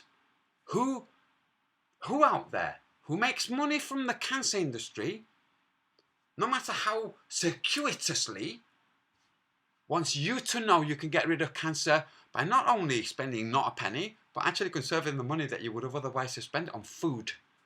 Who wants you to have more money? Who wants you to be healthy and strong? Who wants you to have power? I want you to have power. That's right. Power is not a thing that's get exhausted. You see, the ball Earth, limited resources, Venus project nonsense. Yeah, that has tentacles deep in the brain. It's nonsense. It is not true. There is no such thing as a cap on power or a cap on wealth. There is no such thing. But this generates the illusion that there is. You better save it. Oh, you better not share it. So, take your power. Elliot Hall. Was it Elliot Hall? I think it was. Wait a minute. Okay. I don't know what's going on. But actually, because I've seen it again, I am hiding user on this channel. I spake face, just because your message distracted me again. Right, back to this. Yes, it was Elliot Hall, wasn't it, who said that he had cancer. So now, sorry, I got sidetracked. Now I'm going to walk you through what I would do if I was to revisit the whole thing, okay? First, detox, like I did. But here's the thing. When you fast, you detox, okay? When you fast, you'll see, okay? When you fast, you detox. So I did it through the things that I said, MMS, DMSO, turpentine, diatomaceous earth, bentonite clay, activated charcoal, organic coconut oil, apple cider vinegar, and now I'm going to go into the things to put in, okay? All of those things, obviously you're putting them in, but all of them are for things being pushed out. Now it's things that you put in to stay in. I'll say it like this. Why do you think chocolate was the coin of the Maya? Why do you think chocolate was the coin? I think it was the Maya, or it could have been the I forget right now. doesn't matter. Yeah, it doesn't matter because the information comes from the nonsense mainstream. But it is true that chocolate was very, very valuable. Could it be because chocolate kills cancer? Hello. Yes, chocolate kills cancer. Capsicum kills cancer. Okay? Pepper kills cancer. So, let me go back.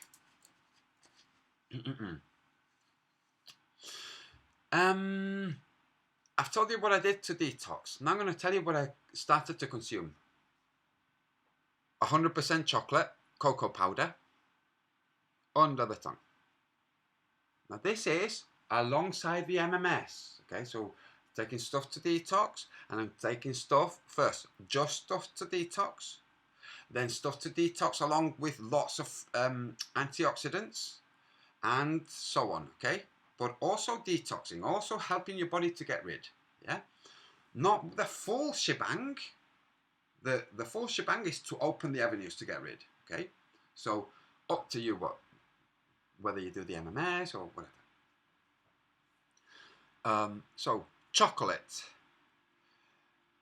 vindaloo, so very spicy food. The spicier the better. The capsicum, the ingredient that gives the spice, the heat, has been studied at Manchester University. I live in Greater Manchester, and found that it actually dissolves cancer, it kills cancer. Capsicum. Okay. What else?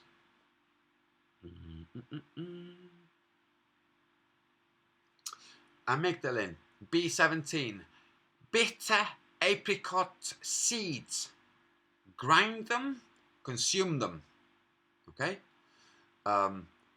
Lots of THC oil, Rick Simpson oil, RSO, made by myself because I couldn't get in contact with. I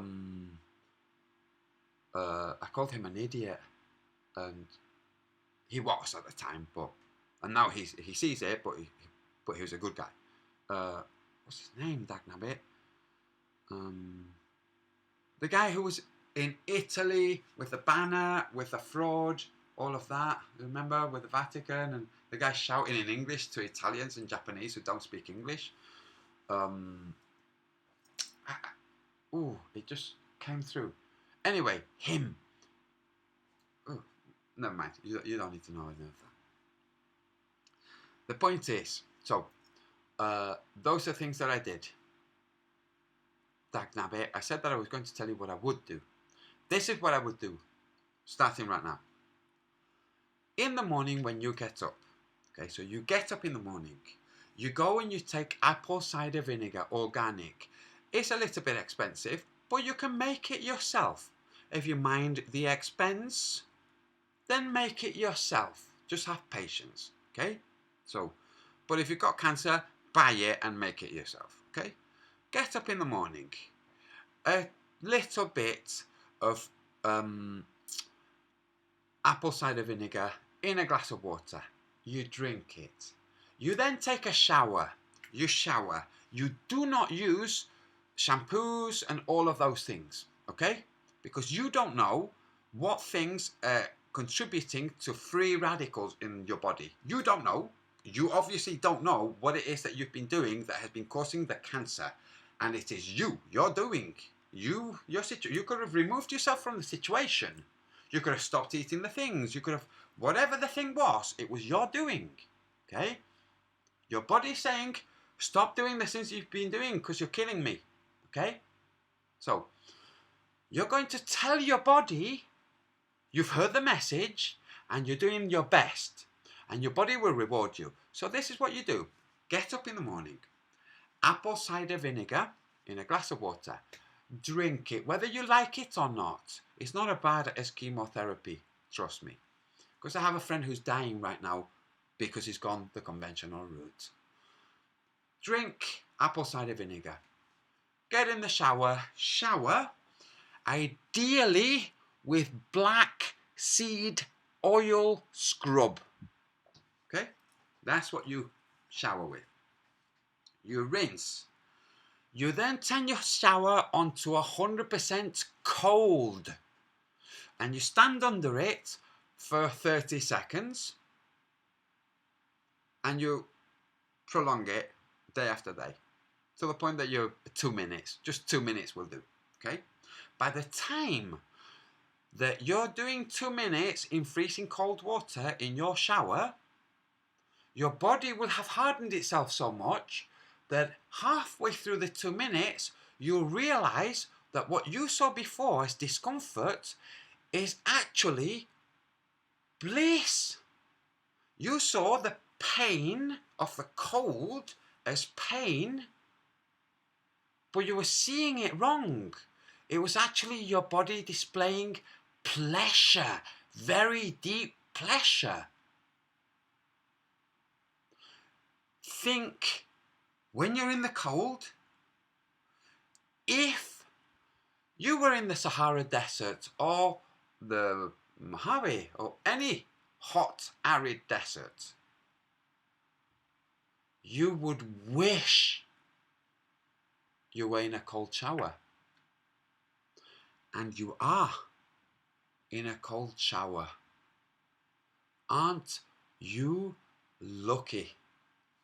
And you're showering, and when you're showering here for 3 seconds, this side gets less cold. You go, oh no, I need to cool this side, because it's pleasurable. Your body starts to reward you, and your body starts to see, because you think and your body responds. Okay? Look at The Biology of Belief by Bruce Lipton. So you start helping your body to get rid of the cancer. But the cancer is part of your body. Your body generated it. It is your body's cells. The cancer doesn't want to die. And believe it or not, the tissue where your cancer is also does not want it to die. It's your body that keeps it alive. The cancer does not send... The cancer is not like an internal wart. Okay? It does not... So if this is the tissue, it does not, here's the tumour, send roots in to get nutrition, which is what a wart does. Okay? That's what warts do. They send roots into you to get nutrition. What happens with cancer is the tumour is here, and these are all disaffected youth with blowtorches that have been extinguished, but here they are, okay? They start fornicating, having festivals and stuff, and increasing their size, and more keep being added, because there's more stress, and eventually this itself generates stress, which means more free radicals, but also some of these start bursting out, which is metastases, okay? When this happens, which is a temporary detention center, the tumor is a temporary detention center. Those are human cells. The do-gooders of the earth, or in your body, the do-gooders of your body, here's the tissue, okay? Tumor, tissue, whatever organ. Your body here, there's no actual blood vessels that reach the very edge. There's no capillaries that reach the very edge, the thinnest layer, outer layer. There's no capillaries, okay? Your body penetrates that layer to send capillaries to send food to the cancer, okay? That's what happens. Research it if you don't know. That's what happens. Your body keeps the cancer alive. Because the cancer cells, every single one of them, is a daughter and a son of your body. It's a national of your nation. They're radicals. They are terrorists. And they need sorting out. But they don't need helping and staying alive with freaking PC culture, feminists and all of that nonsense. They need strength. You, death, gone. That's what they need. That's what the world is turning to. Okay? What I'm describing with the cancer is how the world is turning. When the paedophiles start disappearing from the earth because they've been shot in the back of the head, we're not going to hear about it, folks. The only people who will know about it will be the Danny Diesels of the world. We won't. The rest of us won't know. But that's what's going to happen. I'm saying it right now. The next video I make, I'm going to call a call to arms. Man your stations. Men, stand up. Women are being sorted out already. Posey Parker and other women are sorting out the messed up women side of the world. Now we men need to sort out the messed up male side of the world, but also the messed up female side of the world, because the females let it go a long way, okay? And we men have to control women. This is true. It might offend you. If a woman is not controlled, she is not happy. She does not have boundaries. She's miserable as sin. Men are supposed to control. We are the strong ones. We are supposed to control the women. Because if we don't control the women, they say, oh no, I wanted a girl. I got a boy, but I wanted a girl, so I'm going to have a girl by telling the boy that he's a girl. Okay? What I'm saying is true. Whether or not it offends you, obviously I don't want to offend any women out there, but it's true, and you know it. And if you have a problem with it, that's your problem. Okay? Deal with it if you have a problem. Now, so, back to the protocol. All of those things. Cold shower. Before you have the cold shower, you'd had some apple cider vinegar. Okay, apple cider vinegar helps your liver. Your liver is the thing that basically stops your body from being toxic. Okay, so your apple cider vinegar helps the liver. So apple cider vinegar, shower, black seed oil. I'm going to start actually providing black seed oil myself. I'm going to start to actually. I have some friends who make it, and anyway, the point is, I'm going to provide it. I'm going to help people get it. Okay, so shower. You come out of the shower, you feel fantastic, okay? You feel fantastic. Your body says, thank you very much. Your body that you've just made suffer, because the truth, if the first 30 seconds, you suffer. First time, you suffer. You finish, you go, whew, can't believe I did that, okay? But bear this in mind. I'm going to act like somebody's just had do you remember when everybody was doing the ice bucket challenge, okay? I'm going to do something, everybody will see exactly what I'm doing. What's that? That's somebody's just been soaked with something very cold. It's what you do. You inhale. So the next thing is breathing, okay? But first, let's go back to what I was saying. Apple cider vinegar, shower, chocolate under your tongue. Whilst you make some apple and carrot juice with none of the pulp, okay? Organic apple and carrot. The numbskulls who don't know a thing about cancer will say, oh no, there's too many sugars. It's like, yeah. Do you know what you're consuming when you have apple and carrot, organic apple and carrot juice? Forget the sugars. Your body actually needs good sugars, okay? Or doesn't need them actually, it can use them, okay? You're consuming a lot of vitamins. You're consuming a lot of enzymes. People who complain and say, oh, it's too many sugars, they probably don't even know what enzymes do. Okay? So, sugars, yes. Vitamins, yes. Enzymes, yes. Easy water. What? Easy water. Exclusion zone water. Look into it. So you have apple and cider vinegar, and this is what you do. You've got chocolate under your tongue whilst you take the 6 or 8 carrots and the 2 or 3 or 4 apples, whatever. You want it about 50-50. You don't have to be a fascist, okay? Generally. And you have a juicer, a good juicer, okay, where it gives you the juice but not the pulp. You juice it, you've got chocolate. Remember, all this time you've got chocolate under your tongue, okay, and it's going, but your brain can't avoid thinking this. Chocolate is something that's seen as a pleasurable thing, okay? You've got cancer, and because you have cancer, every day you have a little bit of chocolate. You're treating cancer with chocolate. How bizarre is the world that this is not known, that you can treat cancer with chocolate? It's there, the information is there, it's just not publicised. Look at it, look for it, you'll find it. It doesn't come from conspiracy theorists. It comes from cancer research institutes. So, you've got chocolate under your tongue and your brain is thinking, dude, this is easy to deal with, this cancer. Simple. And your body starts to respond. Whilst you've got the chocolate under your tongue, you then make your apple and carrot juice. When I've been making it, usually I get either a glass and a half or two. Nice size glasses, okay? And you take the glass and you remember the point of religion, and I'm going to explain the point of religion. Rob Skiba's going to love me. All the religious people are going to love me because what I'm going to say is 100% true.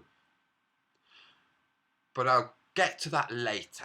First, I'm talking about getting rid of cancer. Apple and carrot juice. You hold it and you say to the universe, but specifically to the apple and carrot juice water, thank you. And you drink it. It's delicious, okay? When you say thank you, you've structured that already structured water. Exclusions on water is structured water, okay? You've now instructed that structured water to making thankfulness. You drink it, you become thankful that you're drinking it. Your body becomes thankful. You start to become thankful. Earlier today I have said I am such a lucky guy. I can't believe how lucky I am. I am incredibly thankful, genuinely, that I got cancer. Because I now know how to kill cancer. I always thought, if I get cancer in the future, I'll get rid of it. Of course, because Rick Simpson, there's folks, it's easy. This is the point. It is easy. And people who stress and worry about it don't know. And you can just explain it to them. Turn the world around for them and say, nope, you're mistaken. Now listen, you're mistaken. When you stop being mistaken, you'll turn things round, okay? The truth is this, the cancer is not trying to kill you. The cancer is literally a symptom of your body trying to keep you alive. Literally, that's what it is. And you explain it or you show them this video. There you go. So, I did think, if I ever get cancer in the future, chances are I will because my grandfather and my father died of it. So, chances are I will, okay? I'll get rid of it. I started researching cancer when my father got cancer. 2008, I've been researching cancer, okay? I know what I'm talking about. So, I said to myself, I'll get rid of it. But that was a belief, obviously, because it was not knowledge. I suspected and I thought that I would be able to. Then I got cancer. Not just got cancer, but got cancer at the last stage. At stage 4, metastasized, that's it. Psst, sorry, too late. Yeah? So,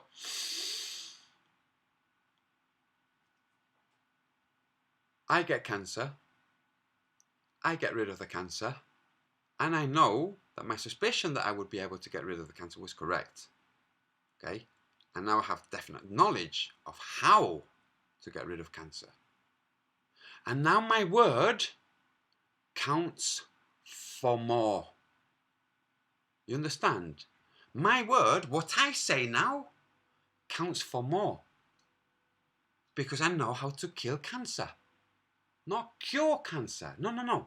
Kill. They are deformed, retarded cells. They need to be killed, not maintained alive. Killed. They are no use. And they're no use to society or the rest of the body. They're no use to themselves. They are genuinely they can only cause damage. That's the only outcome that can happen out of it is negative. 0 positive. If you don't kill it. So kill it. Kill the cancer. You kill it. And you realise, wow, the world is so completely lost. That was easy. That was... Oh, I really nearly swore then. Sorry, I need to get this centred because I don't like it not centred. In fact, I wish it wasn't there, but I'm not going to rip it off because... Anyway, right, so... It's easy. It's easy, guys. It is easy. The doctors will not let you know. Okay? The doctors won't say, oh, your body's been struggling to keep you alive. But you can go home. Don't eat for the next week. See how you get on. Don't eat for the next week. Drink water. Little tiny bit of pink Himalayan salt, which has iodine and helps you from radiation. But take a tiny bit of salt in the water. Not every glass of water, but from time to time. Unless you're going to do a dry fast for 7 days, which means no water. I'm sorry, you don't die after 3 days with no water like you were taught at school. No, that was just another lie. Okay, great. So you go, hey, that lump is getting smaller. Huh, that's interesting. Well, the pain's gone, that's for sure. That lump's getting smaller. Huh? The doctors won't tell you that. Why not? Because they don't get to go to a golf course telling people that. They don't get to drive a cool car. And when they're off work and they're at parties and stuff, be the doctor at the party. Which means the murderer. Did you hear? Doctors are murderers. They kill people. Doesn't matter that they say it's on accident, or that they didn't even know, or that they don't keep up with what's going on. Well, no, it doesn't matter. They kill people. They kill babies. They kill babies. Doctors kill babies. Doctors kill babies. Are you going to go to a doctor to make you better? Doctors kill babies. Do all doctors kill babies? I didn't say they did. But all people who kill babies are doctors. Huh? No. People roaming around randomly killing babies. All doctors. Okay? Okay. So your estimate of doctor, your idea of doctor is wrong. Entirely wrong. It's almost like your idea of politician. Entirely wrong. Politicians, in terms of importance, politician, zero. None whatsoever. Literally zero importance. The importance that politicians pretend they have is simply what they pretend they have. And you know this absolutely true, because all you have to do is simply not vote. If you don't vote, other people will vote. That's okay. Then they have to deal with the crap of what they voted into power, or what they didn't vote into power, but they still contributed to the whole voting thing. You don't vote. You have nothing to do with that. What that person said has nothing to do with you, because you didn't participate in that. Do you see how it works? You didn't participate. You're still living in the same society, you have the same rules and all of that, but you're free to go and live in the wilderness if you want. Nobody's stopping you. Stop complaining though, okay? Stop complaining about the fact that we have politicians in the world. Just stop complaining in general. We have rapists, we have very bad people in the world. You're not going to stop it all. So, don't mind that there are politicians. Try to get good politicians, but never mind. Right, back to protocol. Apple cider, chocolate, apple cider vinegar, shower, chocolate, apple and carrot juice. Then nothing. An hour later, MMS. An hour later, MMS. An hour later, MMS. An hour later. Until tea time. This is what I was doing. Tea time. Vindaloo, something very, very hot. Okay? Don't be vegan because you're buggered if you're vegan. I'm going to destroy veganism too, by the way. Okay, so in this hangout. And I'm also going to destroy the spiritual war psychosis in this hangout. Okay? Right. Where was I? Damn it. Vinegar. Vindaloo. So I'm consuming a lot of vindaloo, which is a curry that's very spicy. If you can't handle it, start slowly. It's the capsicum that's good. If you genuinely can't, then put it in capsules and take it. Okay. Buy clear gel capsules, fill it with chili powder, and ingest it. Okay. It will go into your bloodstream. It will eventually reach the cancer through the little filamentary ventricles that the body has made to feed the tumour. The capsicum will be there and it will melt some. It literally melts them, okay? It won't melt all of it, just a little, bit by bit by bit by bit, okay? And it will take a long time if you're doing it with capsicum. And what I'm eating, by the way, is king prawn.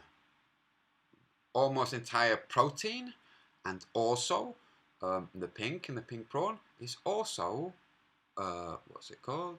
Iodine, okay, which again shields from radiation, buffers against oxidative environmental stress. Okay, that's what iodine does. That's why we should all be taking iodine, because we have a lot more radiation in the world now. Okay, and in Australia and New Zealand, because of the sun, they have a lot more radiation, which is why they have a lot more cancer. That's why I showed it in the beginning of this. I showed that the mainstream kind of makes out like it's what you're eating. You're eating rubbish food, so you're getting cancer. And I destroyed that today. I showed it in the beginning of this. Okay? It's not true. That's not true. No, that's not true. There are people who eat really crappy food and die of old age of a stroke and not cancer. Okay? It is not true. The mainstream is false in almost everything it says. Or in fact, I could say it's false in everything that it says. Yeah, that's what I would say. Everything it says is false, because it will never actually give you the entirety of the truth. Okay? So even if it says tiny bits of truth, little lie, tiny bits of truth, that destroys the tiny bits of truth. So everything that is mainstream, everything that is collective consciousness in the West, everything that is the zeitgeist in the West, mainstream is false. Sorry. Okay. Now,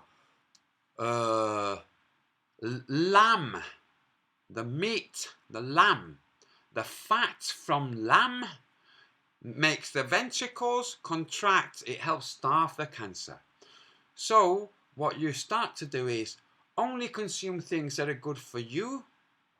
Only consume things that are either good for you and bad for cancer, or just good for you and nothing to do with the cancer, or just bad for cancer but not strictly good for you.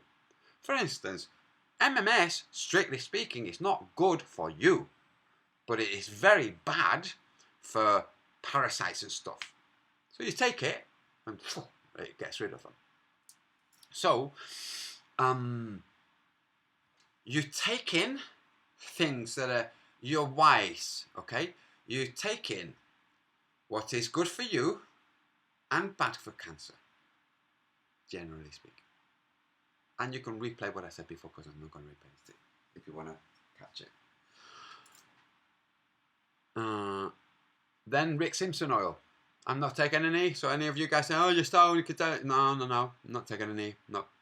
So you're wrong if you think that. Rick Simpson oil, very, very good. Very good for getting rid of cancer and helping your body to balance out and all kinds of stuff. It takes 3 months, if not longer. Okay? It takes a long time. It's very expensive.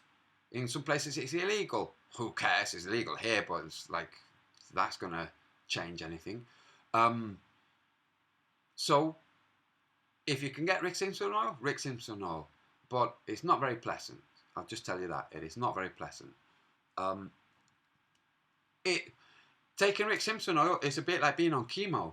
It's just a natural thing. And the chemo, all of the ingredients in the chemo come from nature, from the real world. They don't come from outer space. Okay? So what the chemotherapists do is they say, "Oh yeah, well what we're giving you," they don't tell you it's completely volatile. It comes from a plant. Oh really? Does it come from the Brugmansia plant? Does it? That lovely, lovely plant, huh? So where antiemetics come from, okay? The Brugmansia. Look into it. Devil's breath. So things in that are good for you and bad for cancer. That's it. And that's it. You roll on doing that over and over and over as you watch your tumours diminish in size, as you do not go to the doctors for scans where they give you radioactive elements that cause your tumours to grow. Literally, they literally feed your tumour, and your tumour gets bigger out of what they give you. That's right. Oh my gosh, that's a moronic thing to do, is it not? Yes, it is. It's a very stupid thing to do. But the people we're talking about are very stupid people. Like, really? You have to be an imbecile to be an oncologist? What kind of retarded person becomes an oncologist? A dead-end job. A job that is not just a dead end, but has a very limited life. And now it's maybe 5 to 10 years. Okay? The cancer industry is going to change entirely in the next 5 to 10 years. The new oncologists, you will be the former oncologist. Yeah, you'll be a lecturer, a teacher, an artist, a homeless man, whatever. It doesn't matter. You will be the former oncologist. That's right, the guy that was full of nonsense and killed lots of people. That will be you, and you know it. You know it. It's in your soul. It's visible in your eyes. And when you lie, it's visible. We know. Real human beings know. You're a non-player character, is it? Are you pretending that your life doesn't really matter? Stop it. Stop being stupid, oncologist. Stop being an oncologist. Now, but separate from all of that, now what I would do, and I did say that I was going to explain what I would do, but instead I have explained what I did do. Okay, sorry about that. I reconsidered. What I would do now is literally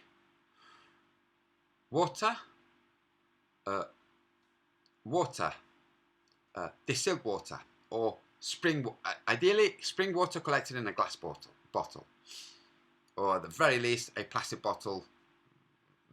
Never mind. Good water, tiny bit of salt. This is what I would do now if I had to go through the whole thing again. Water, tiny bit of salt, every other drink, or maybe 2 or 3 times a day, but you're having more than 2 or 3 drinks a day. And no food whatsoever until you have no more cancer. None. Oh my God, you're going to become a wraith. Really? Or you're going to develop human growth hormone, like all of the biologists are explaining. Okay? Stop eating until you're healed. Simple. The same with obese people. Every single obese person out there. It is true. If they stop eating until they were their ideal weight, or their not ideal weight according to society, but what they themselves want to be, what the individual's ideal is, they can stop eating until they get to that point. Just drink water. They don't have to drink the water though, but it's just a bit more pleasant. It's easier to do. Yeah? Yeah, that's true. Yes, it's true. Every single obese person out there. That's right. Simple. Don't eat until you're that shape and you think, oh yeah, I'll have all that saggy skin. No. You will have a bit of saggy skin, but you're not going to lose it that fast. Don't think you're going to lose it that fast. Okay? You will have saggy skin, but not like those people that have had those operations where they have rolls and rolls. Yeah? That's it. Simple. Take responsibility. It's your duty to look after your body. It's not a choice. It's your duty. Okay? Do your duty. All people have to do their duty. Women have to do their duty. Men have to do their duty. When somebody's talking something that's nonsense and false in public, it is your duty to make sure that they understand that what they're saying is false by helping everybody else understand that what they're saying is false. Okay? This doesn't mean shout them down like the feminazis or the Nazis do. Not like that, okay? Just make sure.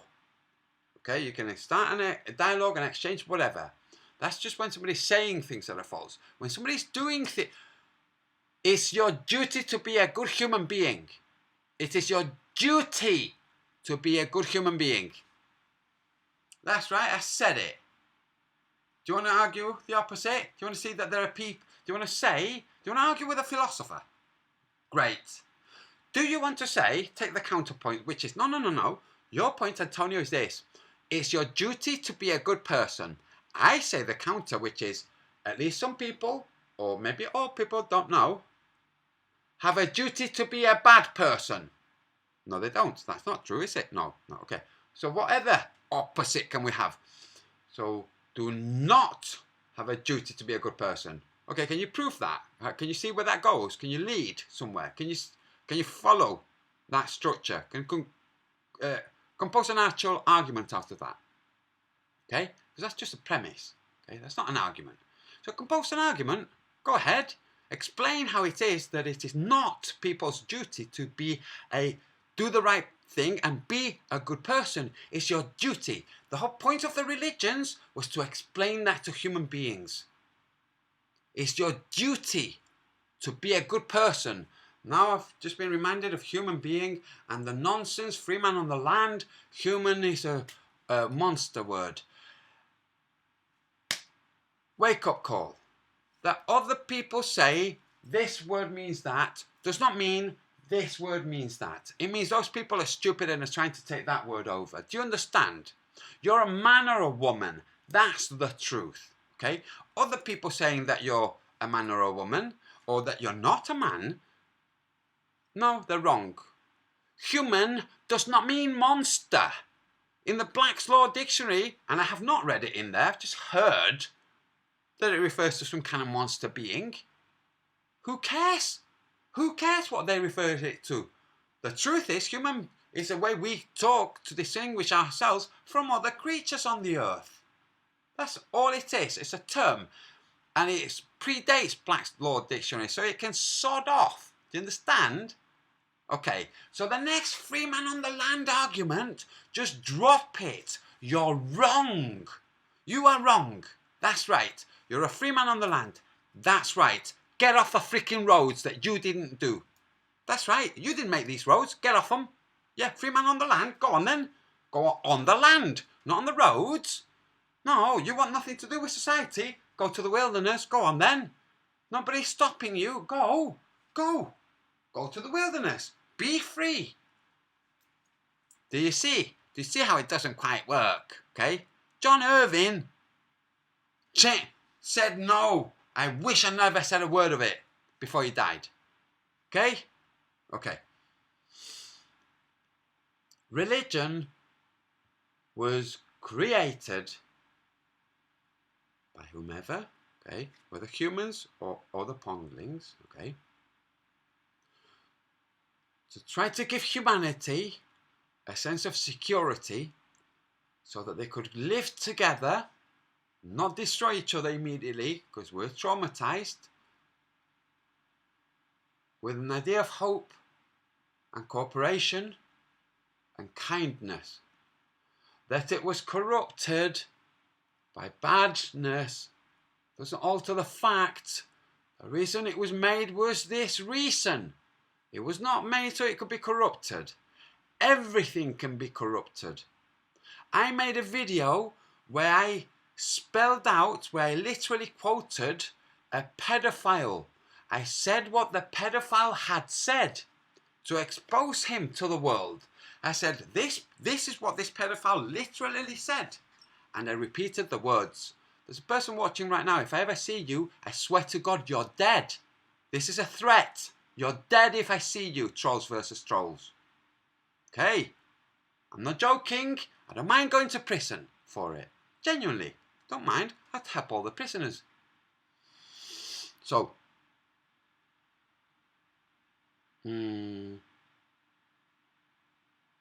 Shine a light. I lost my thread. I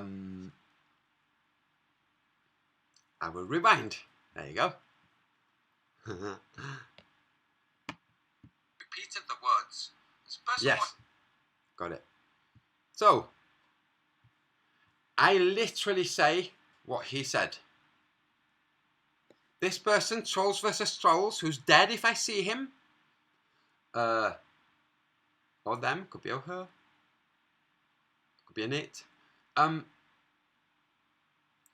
took the clip of me quoting the person, where I quoted the person and said that's literally, I explained that that was literally what he had said. I was literally repeating what he said. Verbatim, not paraphrasing, not distorting, giving the actual truth of the actual words he had said. I'd heard them myself. I saw him saying them. Okay. Trolls versus Trolls takes a video and cuts the explanation that I'm quoting. Okay? So me, the act of me doing something for kindness, for goodness, to expose a corrupt, bad person, was taken and corrupted. Just because something can be taken and corrupted doesn't mean that it was made to be taken and corrupted. Just because the Catholics have done a lot of savage, horrible things in history does not mean that that's why Catholicism was set up. Okay? I detest Catholicism. I love Christianity. I detest Catholicism for the hypocrisy of the paedophiles and all. We all know that the hypocrisy, I just can't, no chance. I can't, no, until that's finished, no. And it's your duty, priests, to sort out the paedophile priests. And you know it.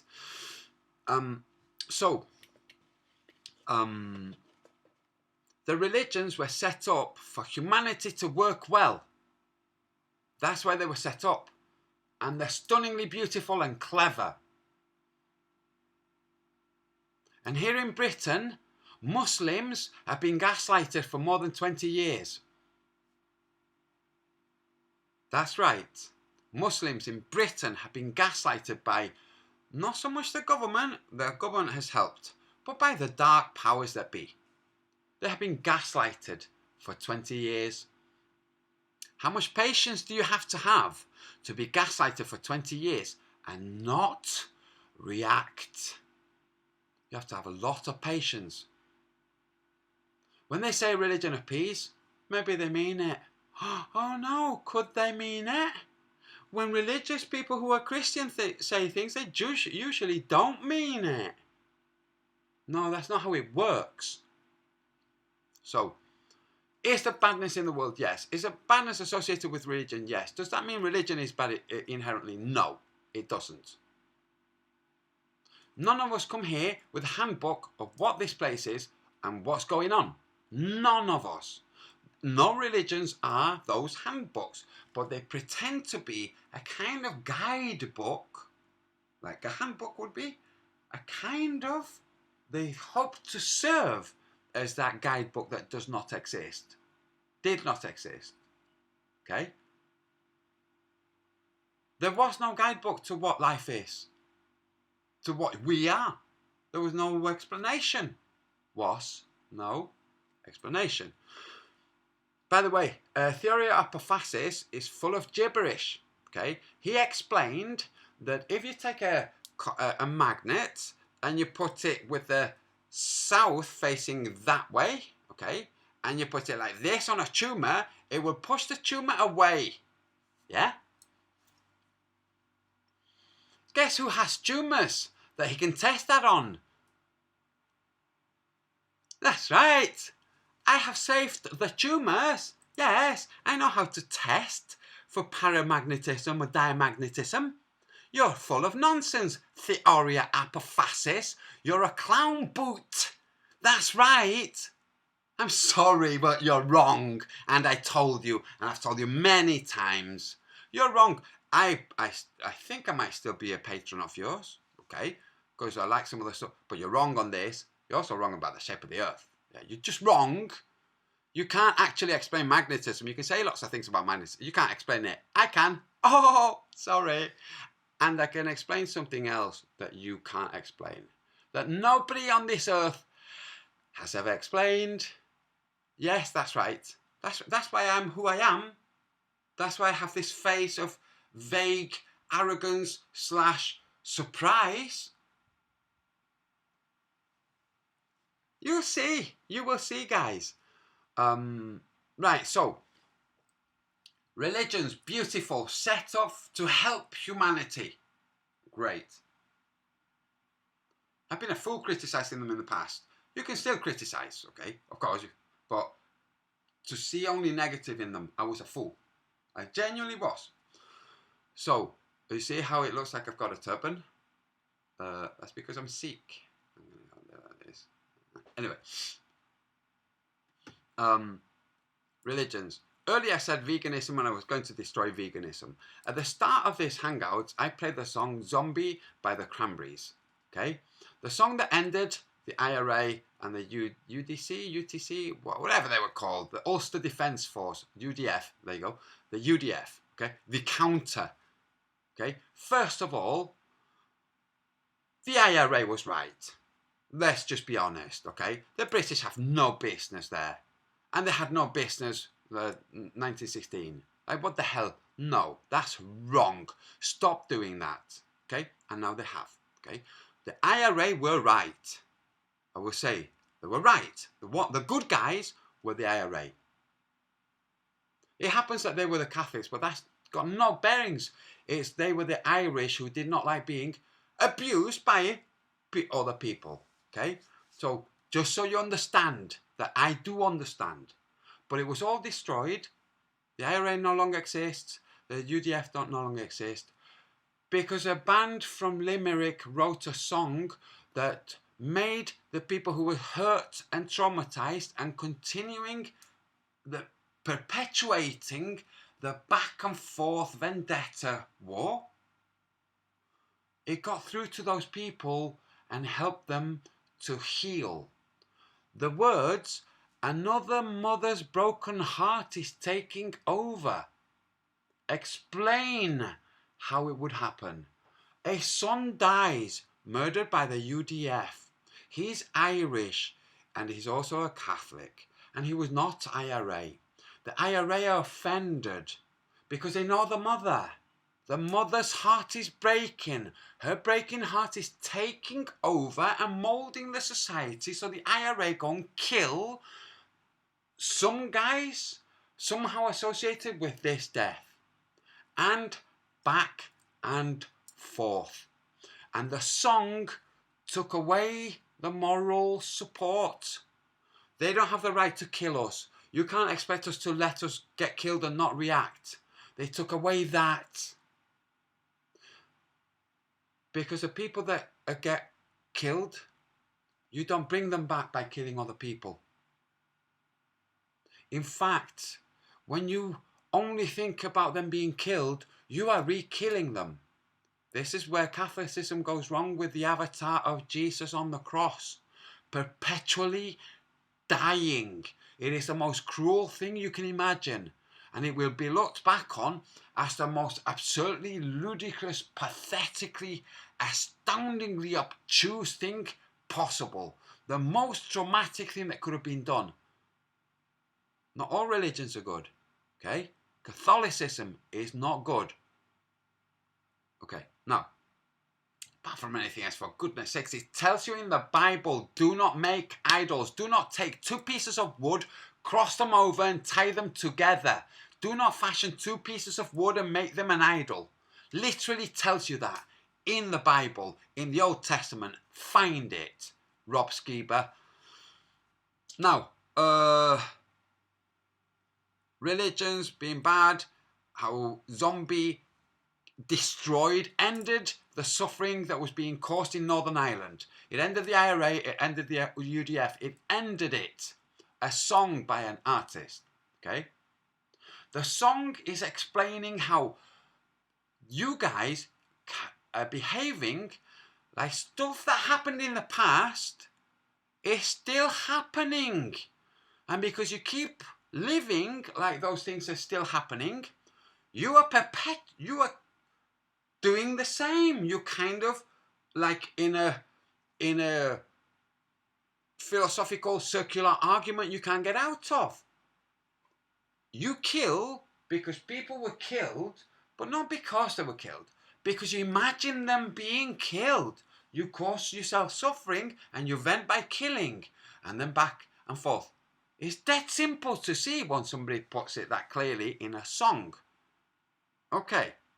I said I was going to destroy veganism.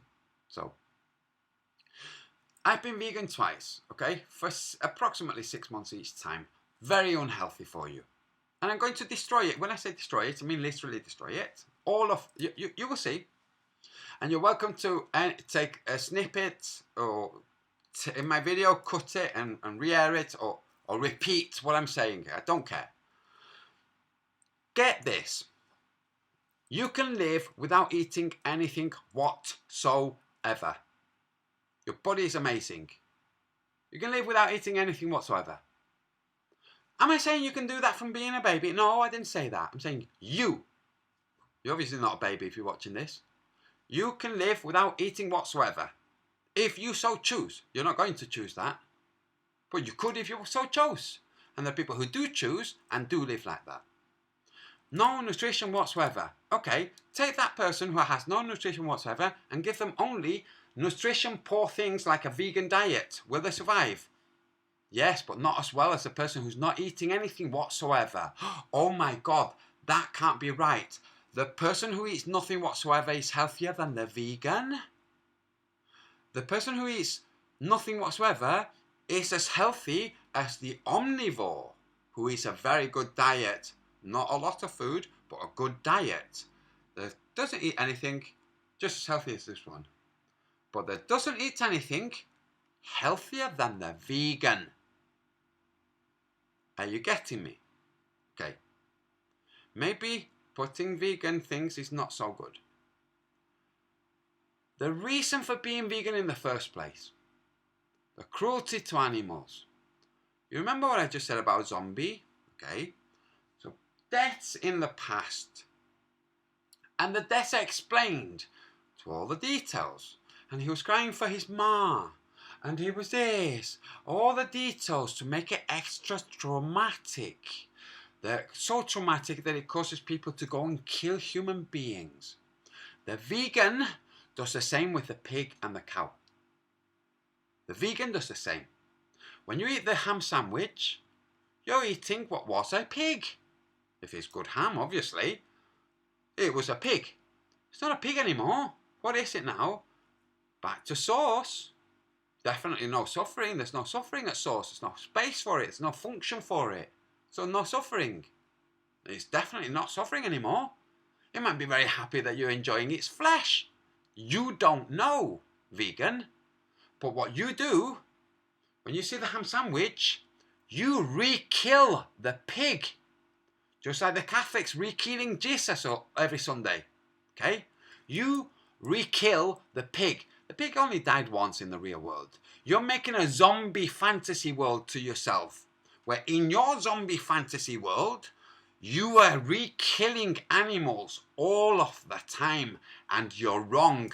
And you're unhealthy because of it. And I will challenge you, Eric Dubay, you're vegan. I will challenge you to a fight. Controlled, obviously, I don't want to really hurt you. Okay? After Wing Chun 2, it will be fun.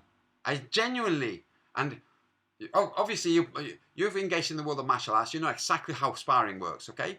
We will have a contest. If you're happy to, I will come to Thailand and I will fight you. Because I enjoy it. Genuinely. And the reason for it is not like if I win, therefore veganism is nonsense. It's so that I can really, obviously we're not just going to fight, we're going to hang out before and we're going to hang out after, you know. But to explain to you, some of the things you're doing are very, very false and wrong. Veganism is not good for you. It is very bad for you. And Hitler was not a good guy. He gave his Luftwaffe to Franco to decimate my people and the Basque people and the Galicians, who Franco was, a Galician, okay? All the people who Franco wanted dead, the fascists wanted dead, the bad guys wanted dead, the guys who said, we don't want anything to do with banks, okay? Remember what you think about Hitler and how Hitler said no to the banks and print his own money? Remember that, yeah? That's what the Catalans wanted to do, yeah? In fact, they did, and the Basques too. And the Spanish didn't like it. Franco didn't like it. The British banks didn't like it. The money people didn't like it. So they stopped it. But Hitler lent him his air force. That's the painting Guernica by Picasso. That's what that's about. That's Hitler. those are not the actions of a good man. It doesn't matter that he then criticised Franco and said, I'd rather go to the dentist and spend another hour with that in that man's presence. Yeah? Doesn't matter. He still gave the weapons to a dastardly person. Okay. So really, genuinely, honestly, first, I'd love to go to Thailand anyway. They do great seafood. But I would love to. I would love to, Eric Dubay. Genuinely. With no animosity. You can see, with no animosity. Yeah? Be cool. It would be good. Veganism. If you can survive with no food whatsoever, then you can survive with crappy food, like vegan food. Obviously. And that's what veganism is. And you spread misery to yourself by re-killing the pig. You keep re-killing Babe. The little pig, the film? Yeah. You keep re-killing that animal. The ham sandwich. You keep re-killing it. And you kill it cruelly too. More cruelly than it was actually killed. The death was done. Like, poof, gone. There might have been anxiety before. Don't know. Oh, finished. Gone. Oh, bliss. Heaven. Oh, that's interesting. Oh. No. You forget about that.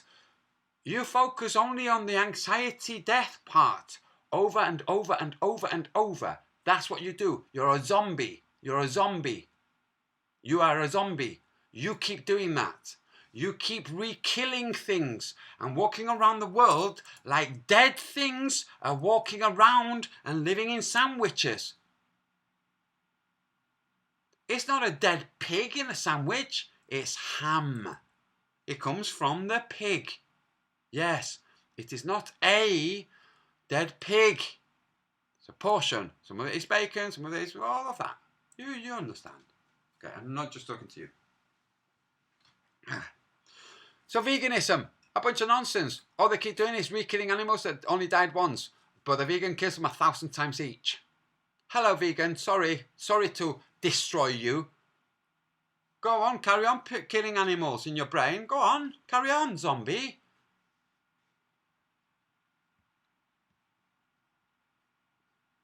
Now, talking of re-killing, revisiting, and living as if that is still going on. Should we talk about whether or not the lives of blacks matter? I said that like that on purpose. Black lives matter? Do they really? Can you explain to me what a black life is? I'll wait patiently whilst you reword what you're saying to say something else. Black lives matter. Really? Explain what a black life is. Oh no, we just made a nice trope slogan. We mean the lives of black people matter. I'm sorry, is there any human being who needed that spelling out to them? Is there anyone who thought they didn't? Can you show them to the world? Some evidence that there are some people somewhere who think that black people do not matter. Just please find and show and expose and persecute. Go on. Oh, you can't? Because you're a communist organisation? Oh, that's interesting. That's why you're retarded. That's right.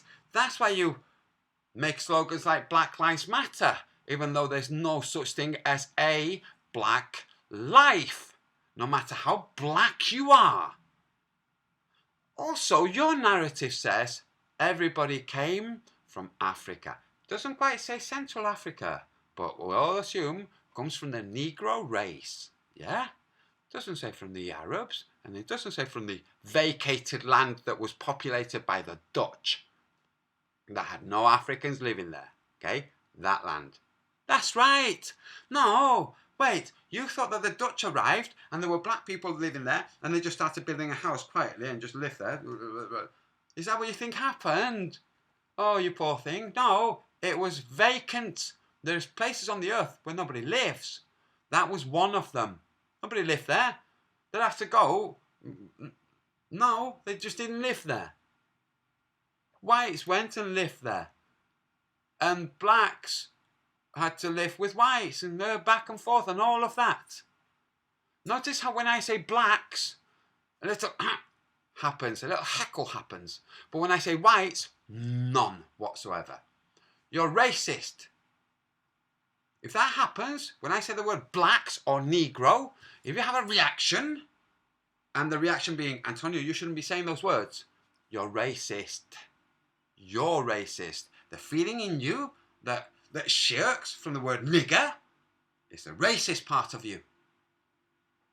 The word nigger is a real word. It really exists. It really was created as both a term to refer to the Negro people, just in general, and also as an abusive term.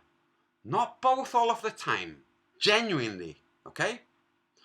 The black guys in America who call each other nigger are obviously using this one. They're referring to the Negro race, to the qualities.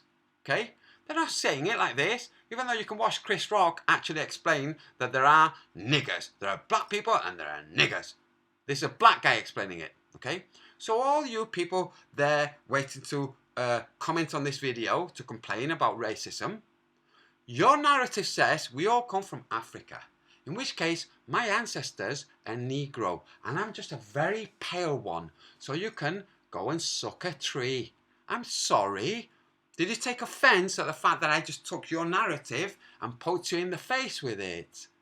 I'm going to do it again. Your narrative says my ancestors are Negro. That's right. My ancestors were slaves, according to your narrative. My ancestors were slaves. Your narrative is wrong. You're completely wrong. You haven't got a clue about the world. But in the real world, my ancestors truly were slaves. In Catalonia, slaves to Spain. They're slaves now to Spain. Okay? This is how they wanted to shirk that slavery. That's why the Spanish Civil War happened. So when you come about slavery, it's like, sorry, it's not going to work here. You're going to have a big problem bringing slavery here to this discussion about race. Hello. So here's a Christian person. I'm going to walk you through a scenario. I'm going to say, let's see whether this is at all likely. Okay? There's plausible, then there's likely, which is a bit more than plausible. Okay? So there's this. Look, in philosophy, so you understand. Impossible cannot happen. Okay? Possible can happen. There's no betting, or there's no establishing degree of likelihood of happening. Okay, so not possible is a state. Possible is a state. Plausible is like this. So this is impossible. This is possible. Okay, this is possible. Plausible. It has to be possible in order to be plausible. Okay, and then likely is the same to plausible. So there's plausible and then likely. So very plausible. It is, yes, plausible. Okay. I'm going to tell you a story and you tell me whether or not it's plausible or maybe likely. There's a Christian guy in America. Doesn't matter about his background, doesn't matter, nothing matters. All that matters is it's a Christian guy, it's a wealthy Christian guy. It's a wealthy Christian guy because he feeds the local town. He feeds the local town with the help of Negroes. But wait a minute. He also has white people that work right alongside the Negro. That's the term redneck. They're same as the Negro. Now there'll be people going, yeah, but the whites used to get paid. Yeah, but the whites didn't live on the land. But the Negroes have been taken from their country, not by whites, they've been sold by blacks. Hello? So here's the Christian person who knows, he knows every third Wednesday a ship arrives full of Negroes from Central Africa who are sold. They're sold. You can't afford to buy a ship and send them back. You're a Christian. These are human beings. You can see the human beings, regardless of what the modern Christian theory might have been about it. Doesn't matter. You can instinct, yeah, that's a human being. Those are human beings, okay? And you know, the guys that don't get sold, they get a hammer blow to the back of the head. That's right, that's what happens. A hammer blow to the back of the head, the ones that aren't sold. So what do? You buy them. You feed them. They are your property. You're in charge. You look after them. And then you free them because you're a Christian. Are you finding this offensive? I asked you to consider whether or not this is plausible. If you think it's not plausible, you conjure up an idea that's more plausible. But your idea has to have none of my elements, okay? So it has to go against history and the fact that whites worked alongside blacks, okay? You have to go against the fact that lots of blacks were actually treated very well. Kunta Kinte and Roots, it's like, yeah, that's propaganda to traumatize the black people in America. That's what that was. Roots was propaganda to traumatize. It was the IRA, it was the re-killing of the pig. That's what Roots was all about. If you didn't have Roots, the TV show, the miniseries about Kunta Kinte and all of that, if you didn't have that, you wouldn't have any of the stupidity about slavery that ended 185 years ago. What do you keep enslaving your ancestors for? Stop it. Stop re-enslaving your ancestors. They want you to be happy. They want you to move on. They're happy. So stop it. Stop re-killing the pig. Okay? Stop re-killing the IRA or the UDF. Okay? And stop re-enslaving your ancestors. And stop being enslaved by people who tell you things you cannot prove. Who tell you things you believe because they're emotive. Because they cause a swelling up of emotions. Okay? They engage with you. Yeah?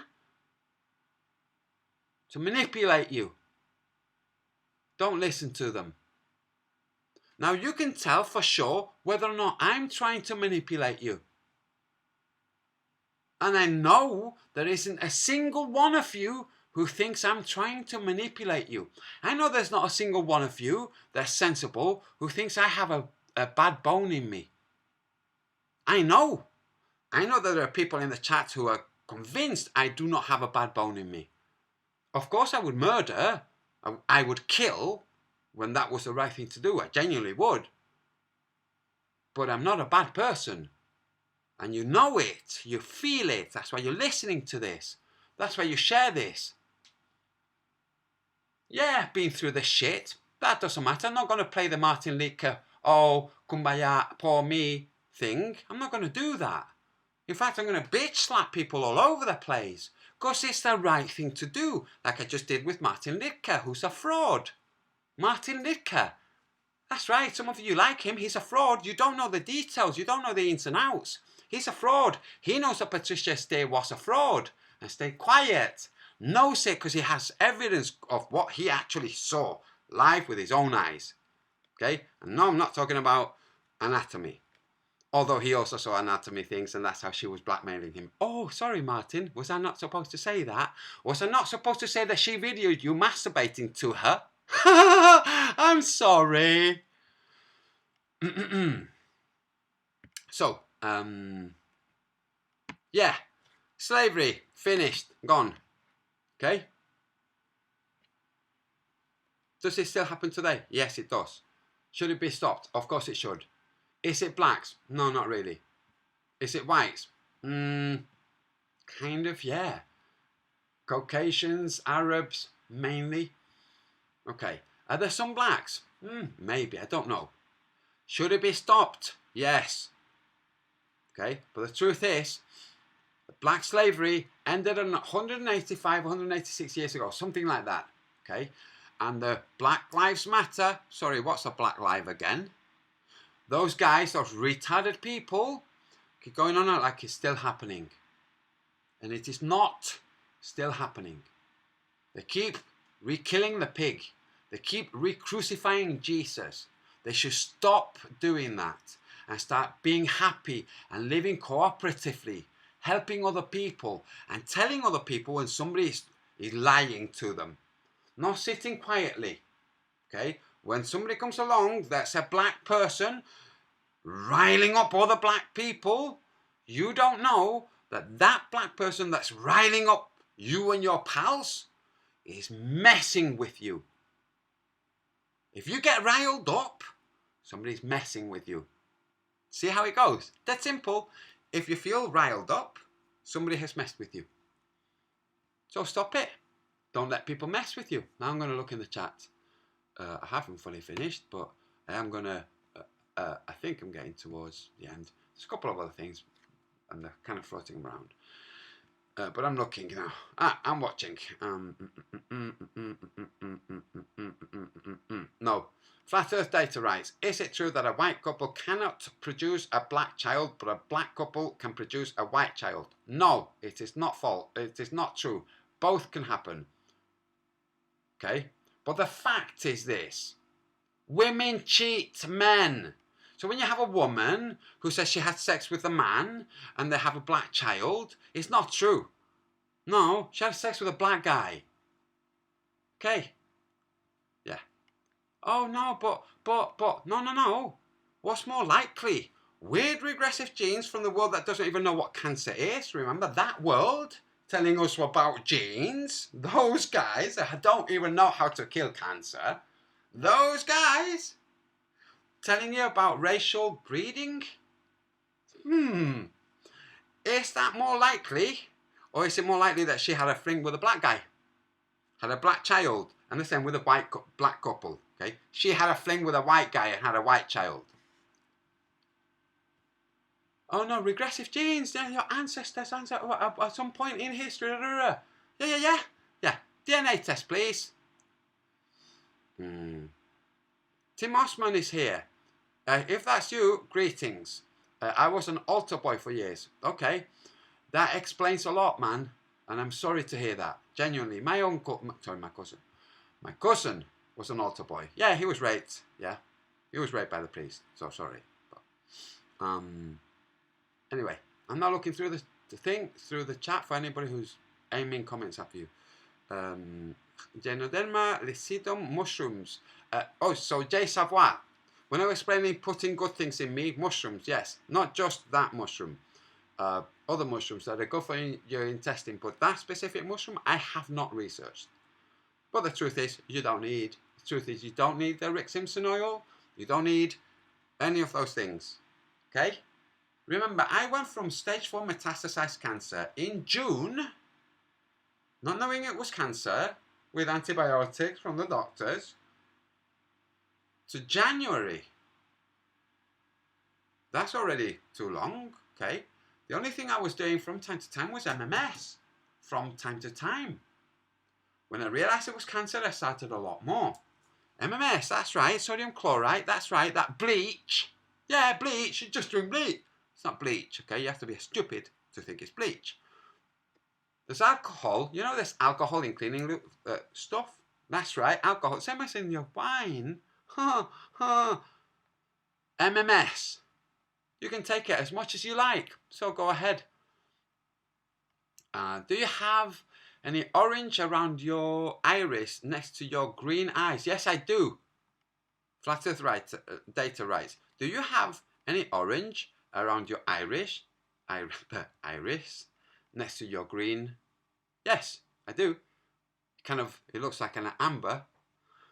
Random question, but there's an interesting thing with eye colour and health. That's interesting. I've not heard about that.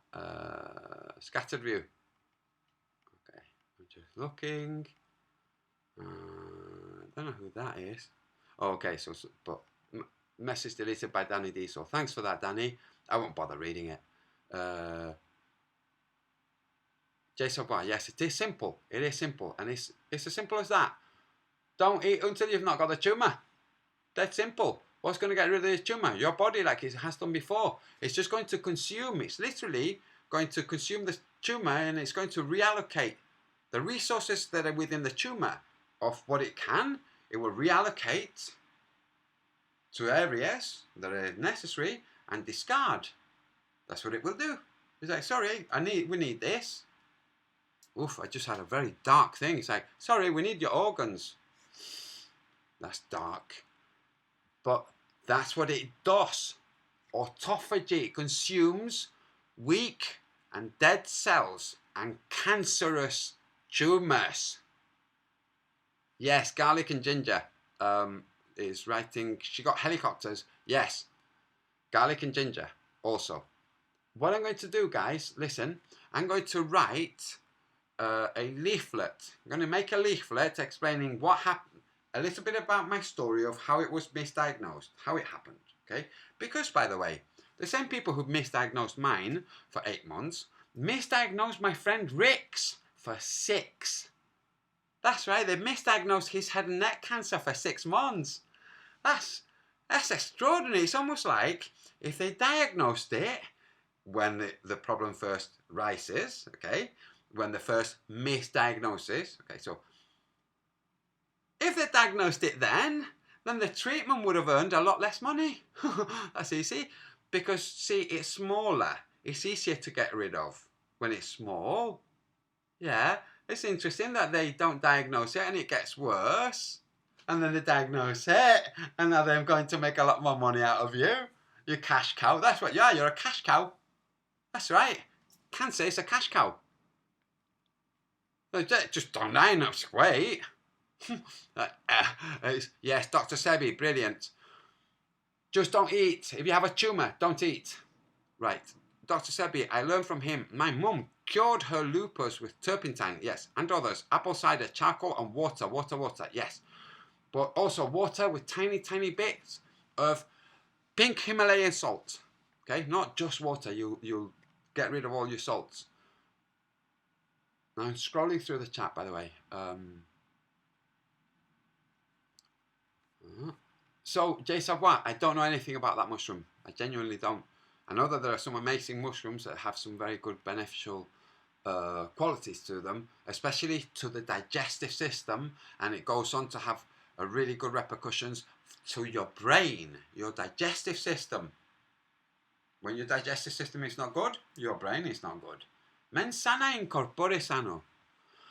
I wish you would have seen my earlier comment about eating, or I should say not eating, because that was what comment on dreams was about.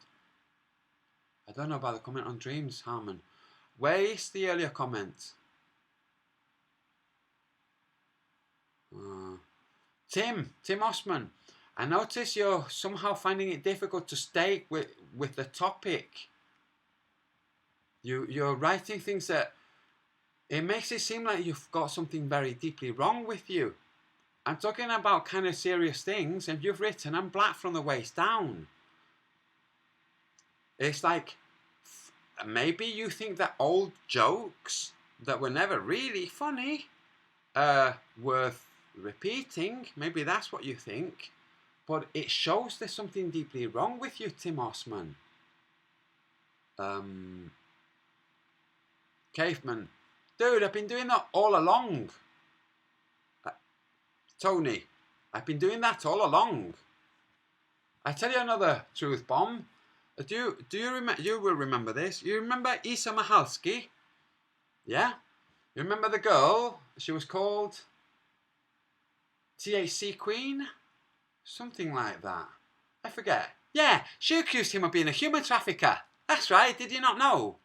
She accused him of being a human trafficker who had trafficked her from Argentina, when he said that she stank because she smelt of human waste. Yeah, like she didn't wipe well, or like she scratched a bit much and didn't wash her hands. Okay, that she literally smelt like that.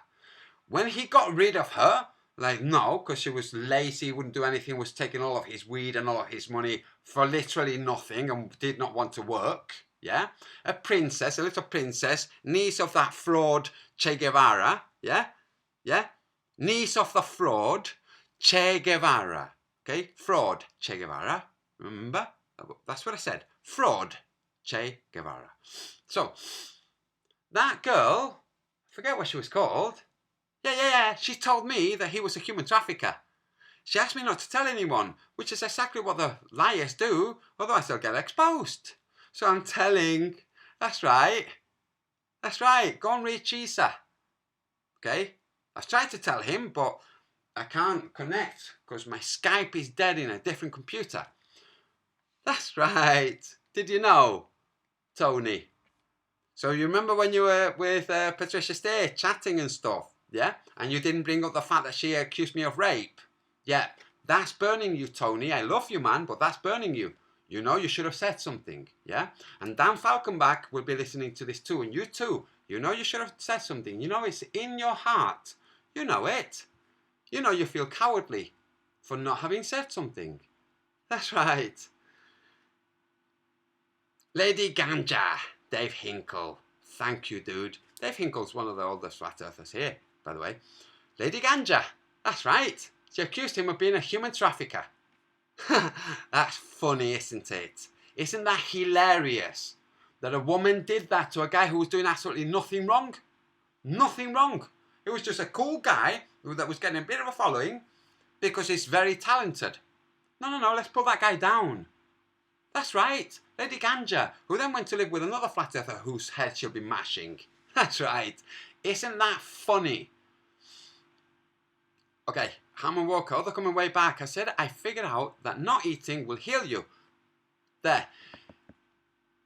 So Harmon, you and me, we've communicated, and there are things where it's like, yeah, it's the same rail. We're on the same track. And there are other people that I communicate with that aren't on the same track. I assume that they also don't communicate with you, okay? But they might communicate with you. It doesn't matter. But the point is, you and I on same track, and then other people on same track with me, and I guess also with you. All of this that's happening of same track is the collective unconscious. The Mayan explained it. Well, the Mayan explained it, vocalized by Ian Lungold. Conscious co-creation. We're living at in the world. We are living in the end of time. Joey Rocha, I'm going to show the message. I sent something here. Joey, hey, listen, Joey.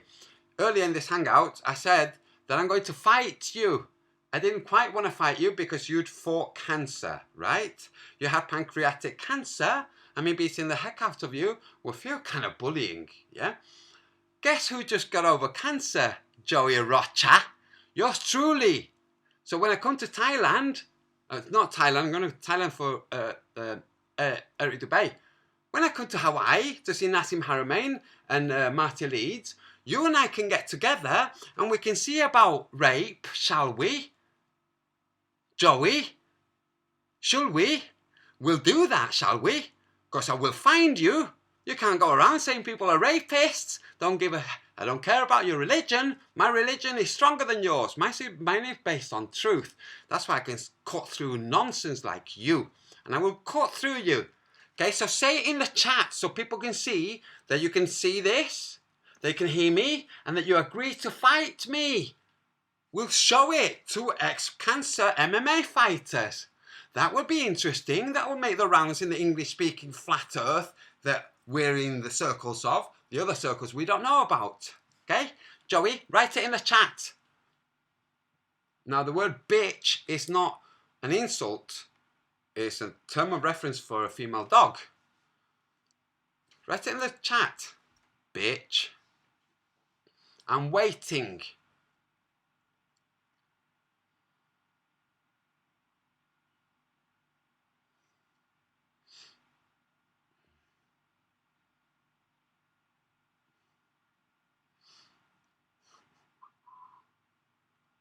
What's happening, Joey? Has somebody caught your...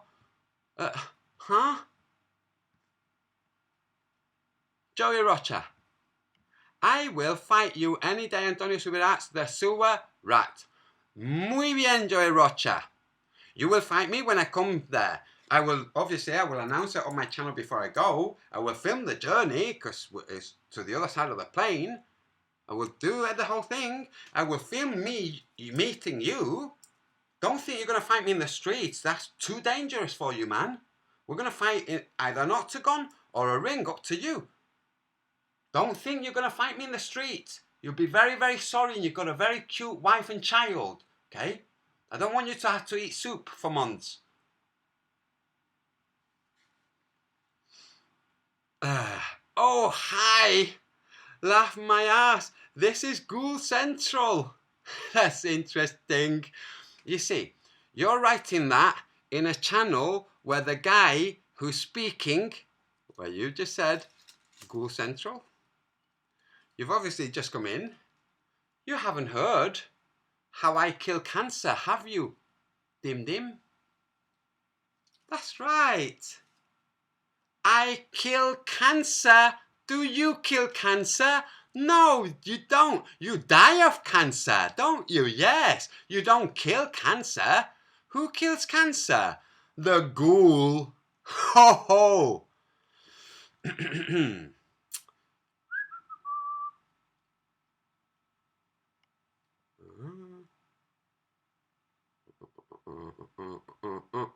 So, that's interesting. Joey Rocha writes, Antonio Subiras is £120 and a coward. Interesting how you didn't challenge to fight me. You didn't offer to come to Britain and fight me. I offered to come to Hawaii, where you live, to fight you. Who's the coward, Joey Rocha? I know you don't fully understand language and logic because you're mentally broken, but everybody here can see who the coward is. Hey, Joey Rocha. And you think that my weight being £120, that's a very good guess, by the way. You think my guess being £120, my weight being £120, means that when I come to Thailand, it's going to be £120? You see how you're very, very dim? Could not comment earlier because I was recording everything. Thank you, as always, for speaking truth. You have always aimed at just that. You were so kind to me, and my family will never forget. Ray Steve, hey! Okay, I was kind of expecting an email back saying thanks, but you know, but I didn't, and it doesn't matter. I just thought, oh, I hope I didn't offend, you know, with a thing for your daughter. Antonio Subiras is a liar. Okay, so here, Joey Rocha, I'm going to read this, okay, and then people in the chat, let me know if you'd rather continue hearing, and I don't mind at all exposing liars like Joey Rocha. Okay, you expose them with their own words. That's how you do it. If you'd rather I moved on and didn't get sidetracked into that, let me know. If you enjoy me exposing this poor broken person, then I will continue. Your comments, because you keep writing liar, Joey Rocha, your comments keep going. Now here. Antonio is a liar. Proof you had cancer. Show us your medical record stating what cancer you had. Liar. Okay. Should I do that right now, Joey Rocha?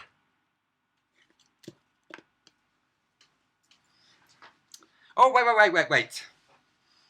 I've said that I will send it to anyone through email. And I will. But I guarantee to show it right now, live for you, Joey Rocha, if you write in your comments right now, Mr. Brave, your home address in Hawaii.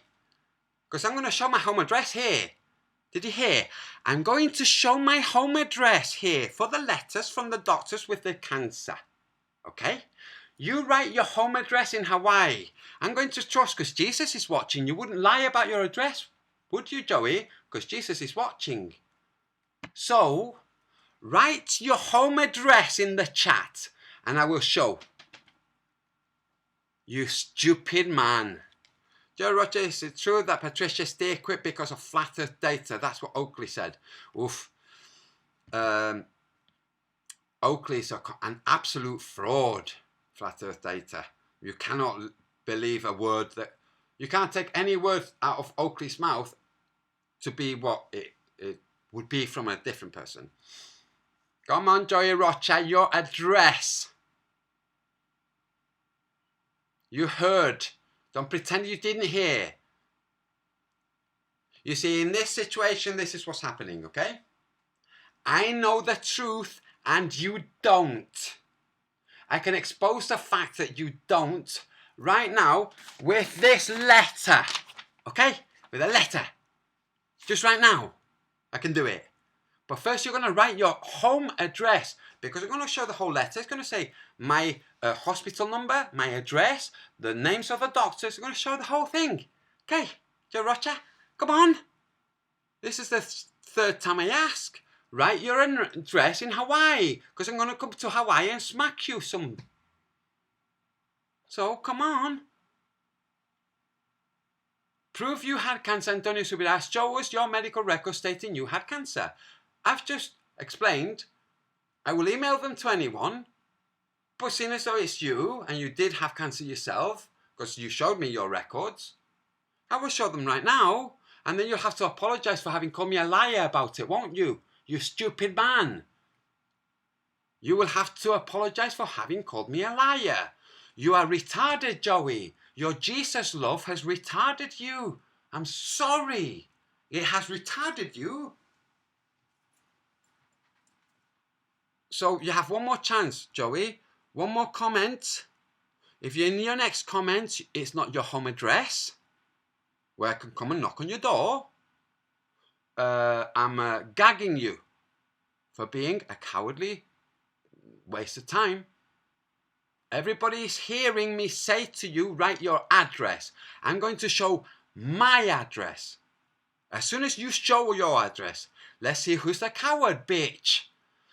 For God's sake.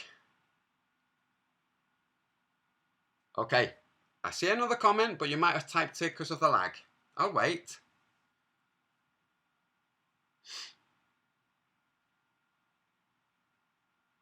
Fractal escape. Joey won't say his address because coward. Of course he won't. Because coward. Because Jesus, he knows Jesus can't protect him from me.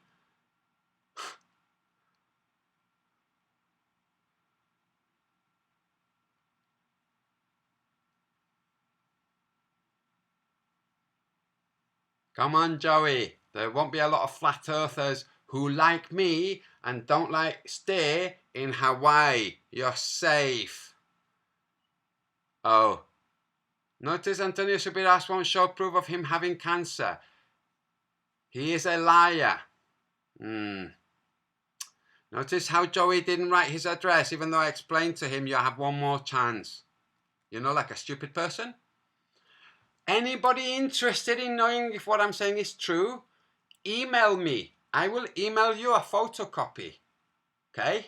Then the truth and the rumour will spread that it really is true, and the Joey Rochers will start, their sphincter will start quivering because they'll hear the rumours that it's really true. And then I'll show it to him. Okay? That's it. His Jesus myth is being destroyed. Sorry. What's it going to do? Hide user on this channel. Sorry, Joey. Anyway. Oh, yes. Who's Richard Rowe? I'm going to write it in the comments, in the chat. Who is Richard Rowe? Give me a second. Richard Rowe. I knew that I knew the name, but when I was trying to remember, I asked someone and they told me the wrong name. By mistake, they said it might be the wrong name, okay? I don't think they were trying to mislead me. Who is Richard Rowe?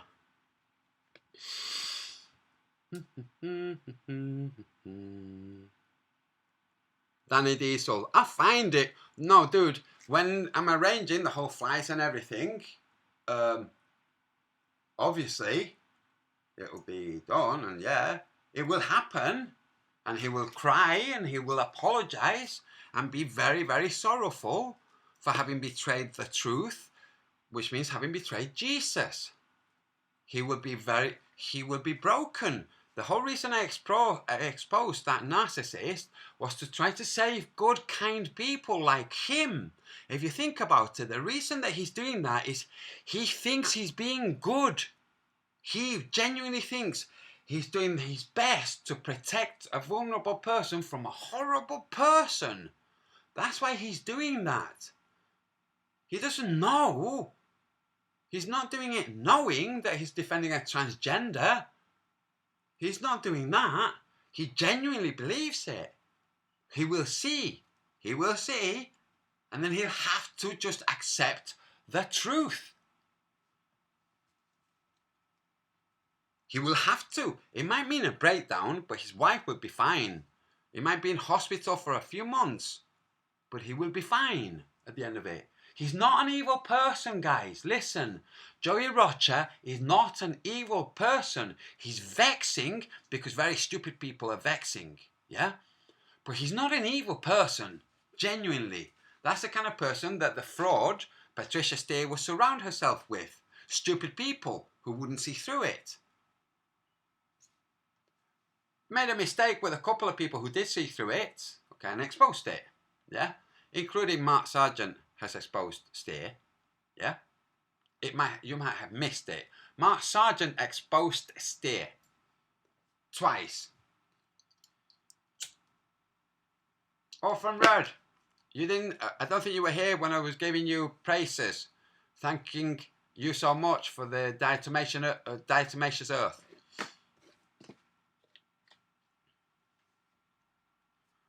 This stream has been going for 3 hours. That's right, it has. Would you like an abbreviated version on how to kill cancer? Can you only handle a very short version? Do you need sound bites? Oh, hi.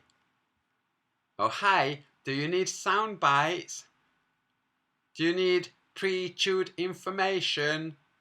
Should we masticate it for you? It's a bit too hard. Good. Anyway, there you go. Just thinking, yes. I'm pretty sure I've covered most of the things. Racism, a crock of nonsense, yeah? That would be stupid. If all whites have a history of black, then no, we can't be racist. We whites can't be racist because our ancestors are black. Sorry, you're going to have to change the narrative if you want to continue saying whites can't talk about race because whites are inherently racist. You're wrong. I'm sorry. My great-great-great-great-grandfather was black. If I criticise a black and if I do blackface, I'm doing it in homage to him, not in homage to you. Understand? Now, breathe. You'll be okay. Go. That's reminding me. Back to the cancer thing, yeah? I've explained the things. Fasting, that's easy. You don't drink, you just drink water. I've done 2.5 days, no water, no food, okay? None whatsoever, not a jot. Not when I'm brushing my teeth, you can't rinse with just nothing, yeah? 2.5 days. It's not that hard.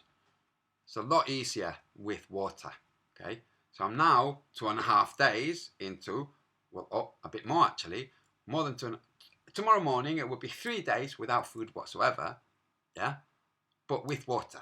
And you can have coffee. In fact, you can have coffee with ginger and cinnamon and nootropic, yeah?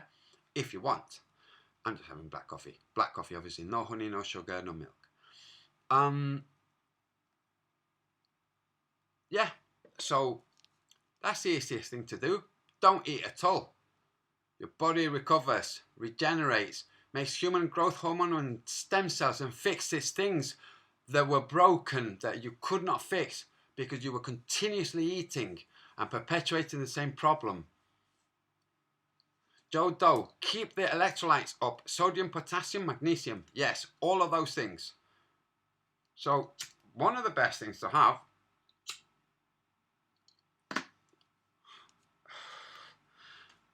is organic hemp seeds. Ground organic hemp seeds. They have all the nutrients you need. But that's food. When you're fasting, you don't need any of the food. Your body genuinely generates protein out of they don't know what. The average human adult generates 300 grams of protein a day out of consuming 75 grams of protein a day on average. Do with that what you will. That you might not be able to explain it. It makes no odds to the real world. I can explain it and I do.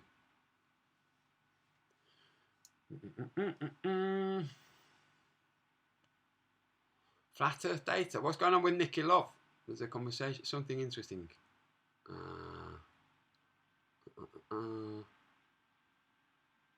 Oh, Hi has donated $2 to write, do you like ASN honeys? I have no idea what that means, and I have zero inclination to dedicate any time to looking at it or what it might mean. None whatsoever. I'm looking for Nikki Love, a Flat Earth data. Are you related to Flat Earth Math? Oh, right. No, he's not. He's not the same person.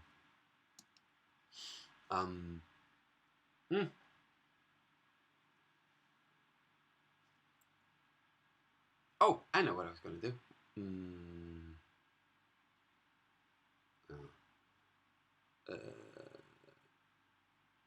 Yes, I'm going to play a taboo conspiracy video. I don't think I'll flag it.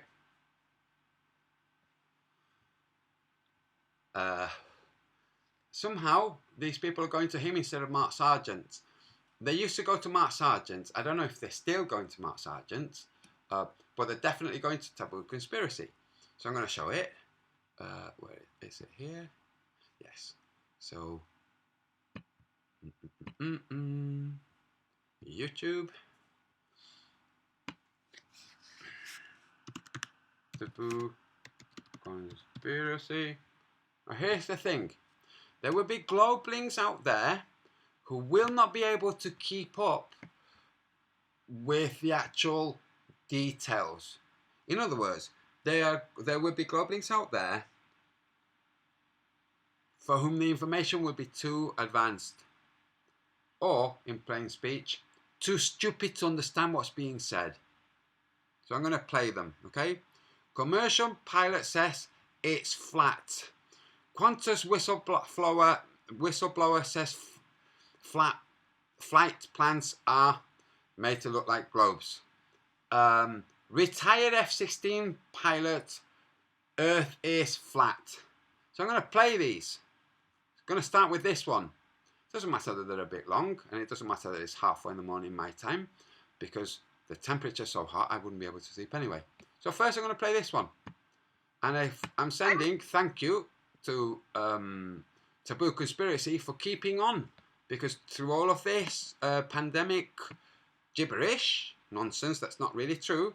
Oh yeah, before I go, I will explain to people why you should be wearing masks.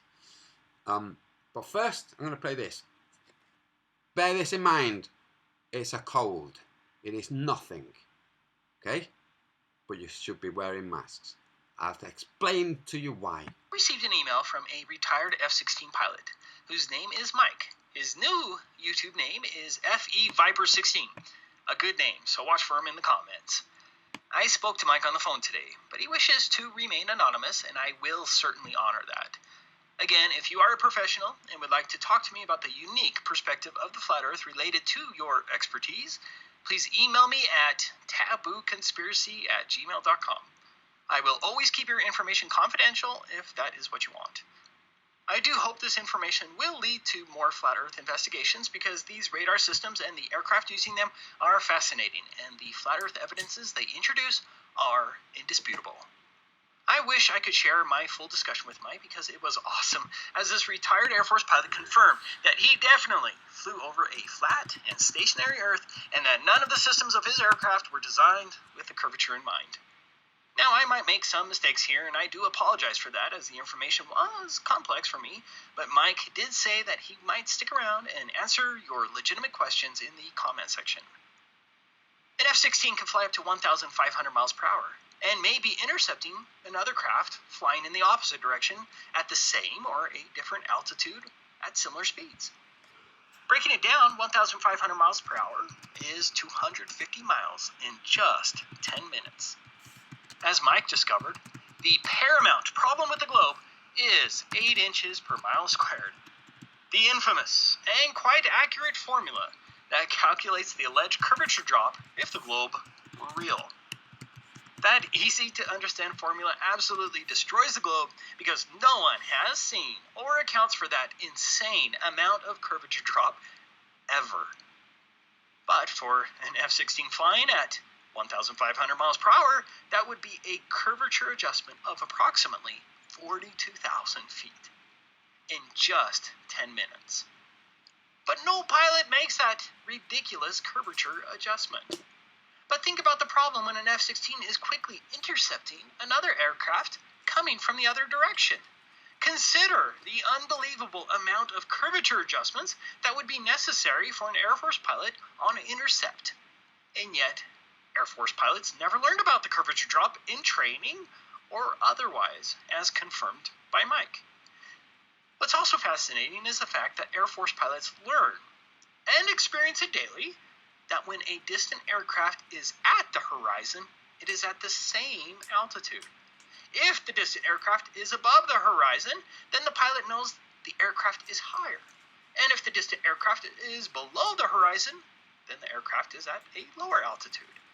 I think this photograph shows what I'm talking about. You can see which balloons are higher and lower based on the horizon line. There's more proof that the horizon does indeed rise with eye level, which is an absolute impossibility under the globe.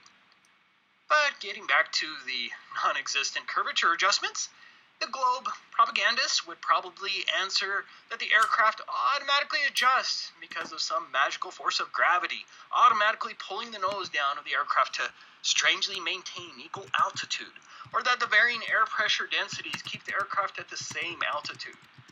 I've heard both of these silly explanations, but that brings us to Mike's information. This is with respect to the AN/APG-68 long-range radar system. It has a range up to 184 miles. Here's a picture of what the operation screen looks like in the cockpit of an F-16. This will make more sense in a little bit. Essentially, as an F-16 pilot, Mike would fly with a wingman or maybe 3 other F-16s in formation. Each pilot, using his radar system, would then have the responsibility to sweep a key portion of the sky in front of the aircraft based on the F-16's position. This is for maximum efficiency. For example, if there were 2 F-16s in formation, the one on the left would sweep a section of the sky on the left. The F-16 on the right would sweep a section of the sky on the right. Makes sense, right? These aircraft don't sweep the entire sky, but only a key angled segment of the sky, like 60 degrees up, 60 degrees down, 60 degrees to the left, or 60 degrees to the right. So if, say, 4 F-16s are in formation, one pilot may have the duty to sweep his radar looking for aircraft at 10,000 feet and above on the right side. Do you see the problem yet? What is a radar sweep at 10,000 feet on the alleged globe at 80 miles ahead? Because 10,000 feet at Mike's point of view would not be 10,000 feet 80 miles ahead of the enemy's position. In actuality, that aircraft would be much higher than 10,000 feet than what the F-16's radar would indicate if we lived on a globe. Instead, the computer radar system is based on a flat map. None of the radar readings would be accurate, and enemy aircraft would exploit these problems all the time if we lived on a globe.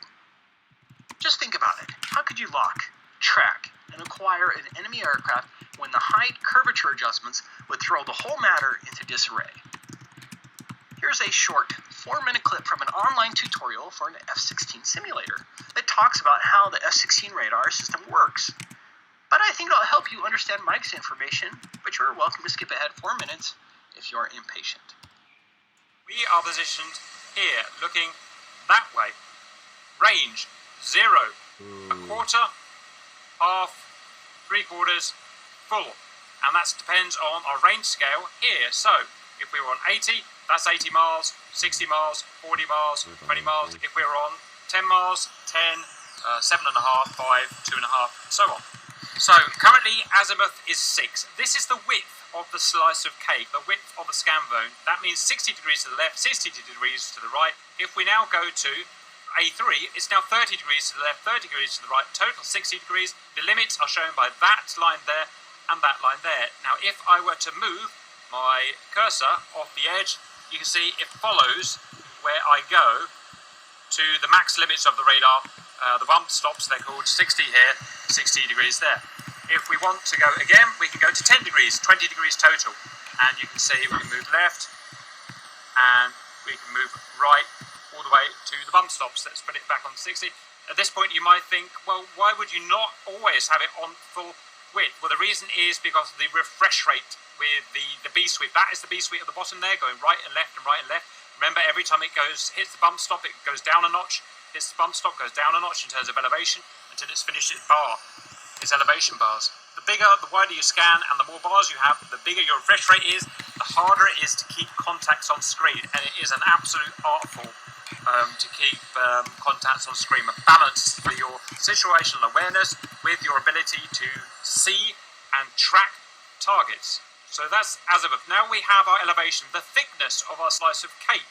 How many bars do we want it? Remember, each bar is about, it depends on different radars. They're usually about 3 to 5 degrees. We've got 4 bars at the moment, so that means 4 bounces between bump stops, 4 B sweeps before it resets. We can have 1, we can have 2. So this will give us the maximum size elevation, this will give us the smallest size, this will give them the medium size. But the bigger the size is, the lower the refresh rate, the harder it is going to be to lock, track, acquire, and keep a track of these targets. Okay, M3 doesn't do anything at the moment. So next we've got our carrots. We've got our azimuth carrot, or our B sweep, that's this guy here. That is where the antenna is pointing, 60 degrees left, 60 degrees right is where the bomb stops are. This is our elevation, so that you can see it will go down in 4 bars, then back up to the top. And this radar can handle 60 degrees left, 60 degrees right, 60 degrees up, 60 degrees down. So this is 0 degrees azimuth, this is 0 degrees elevation. That is up there somewhere, 60 degrees up, 60 degrees down. If we want to change our antenna elevation, then I'm going to press the button and we can move it up here like that. And down, want to move it down, whoops, wrong button, we can move it down there like that. Look how, if I aim it down, these contacts disappear. These contacts have disappeared. They're now fading. And that's because my slice of cake is aimed too far down and it's below them. If I want to regain them, because I know they're roughly co-altitude, then I move to the middle and we'll start picking them up after a couple of sweeps. Okay. Now, I know what you're thinking. I can know what angle this elevation is set to, but in real terms, what actual altitude is that set to? And that's where these 2 numbers here, you'll be using these 2 all the time. Note that wherever I move this cursor, these 2 numbers change. You will always be looking at them. What they are saying is, at the range that I've got this cursor set, which currently is 40 miles. Remember, we're on 80 miles there, so 80 miles there, 0 miles there, 40 miles there. At 40 miles, if I drew a plumb line, that is a vertical up to down line, through our slice of cake, our scan zone, at 40 miles distant from me, it would intersect, that plumb line would intersect the top of the scan zone at 54,000 feet ASL, and at the bottom, minus 5,000 feet ASL theoretical. I don't want to bore you much longer, so let's get to Mike's email. I have a bit of knowledge from my days as an F-16 pilot that I need to share with someone. I respect your work and thought you might be another great person to pass this to. I don't have, nor do I want, a platform, so here you go. If you decide to verify what I'm telling you and have questions, feel free to contact me here. This will be tough to illustrate with words, but I'll try. The F-16 has a radar called an APG-68. At least it did 18 years ago when I last flew it. The radar, in air-to-air mode, has the ability to scan forward plus or minus 60 degrees of the nose, 120 degrees, plus a back-and-forth elevation selectable of 1, 2, or 4 bars or rows. In other words, in 1 bar, it simply sweeps level relative to the aircraft bank back and forth at the same elevation. In 2 bar, it sweeps all the way, then drops a certain amount to sweep back, thereby doubling the volume of airspace searched. In 4 bar, it does the twice, doubling it again. Think of the radar beam as pointing a flashlight. The elevation of the sweeps are pilot controllable. The pilot can tell what the elevation of the sweeps are in the display. At the cursor position, the top and bottom altitudes of coverage are displayed at the range of the cursor, and this altitude is controllable with the L strobe, a little wheel on the throttle. We use this because if my search responsibility is 10,000 feet and above, I can roll up and cover my area more efficiently. I know this is probably clear as mud, but bear with me. Obviously, you can determine the width of the sweeps at various ranges of your search. In other words, the distance between the sides of your scope. If I run the cursor out to 80 miles, isosceles triangle math gives you 138 miles from side to side. Curvature math gives you a hump on my nose of 12,700 feet. In other words, if I roll up to search 10,000 and above and set that in the center of the scope, I'd be 22,700 feet and above on the sides of my scope, right?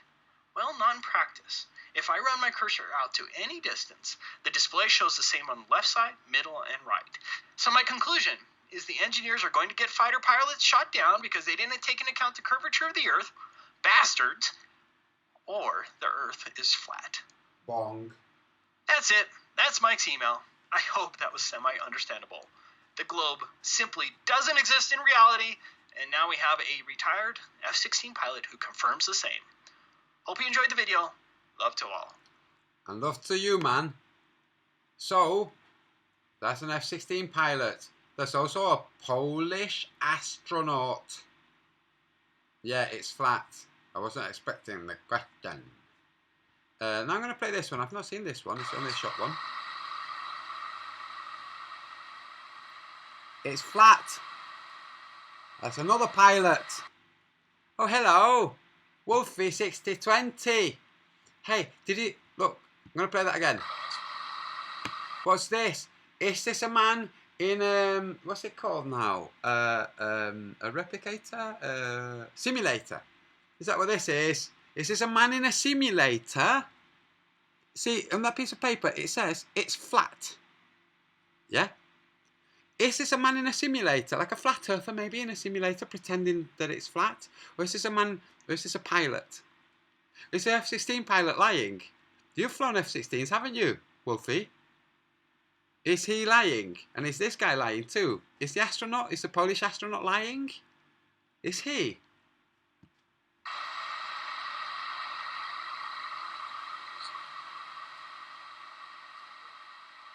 Huh?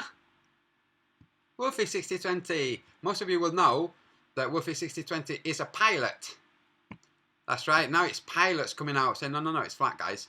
So I'm going to play this one again, and then I will explain. Please wear masks, not the surgical masks. Okay? Wear a bandit mask. That's a bandana. Yeah? Get a bandana. But I will explain why. Okay? You will see, and you will start. I have started wearing it. When I realized, I started wearing it. That's why I said, stop being a fool like me. I was a fool. I was not wearing it. I have, in Britain, right where I am now, when you go into shops, you must be wearing a mask unless you have a medical condition that makes it awkward for you, inconvenient, or whatever. You know, exacerbates your condition. Like head and throat cancer. So I've been going into shops saying, no, I don't have to.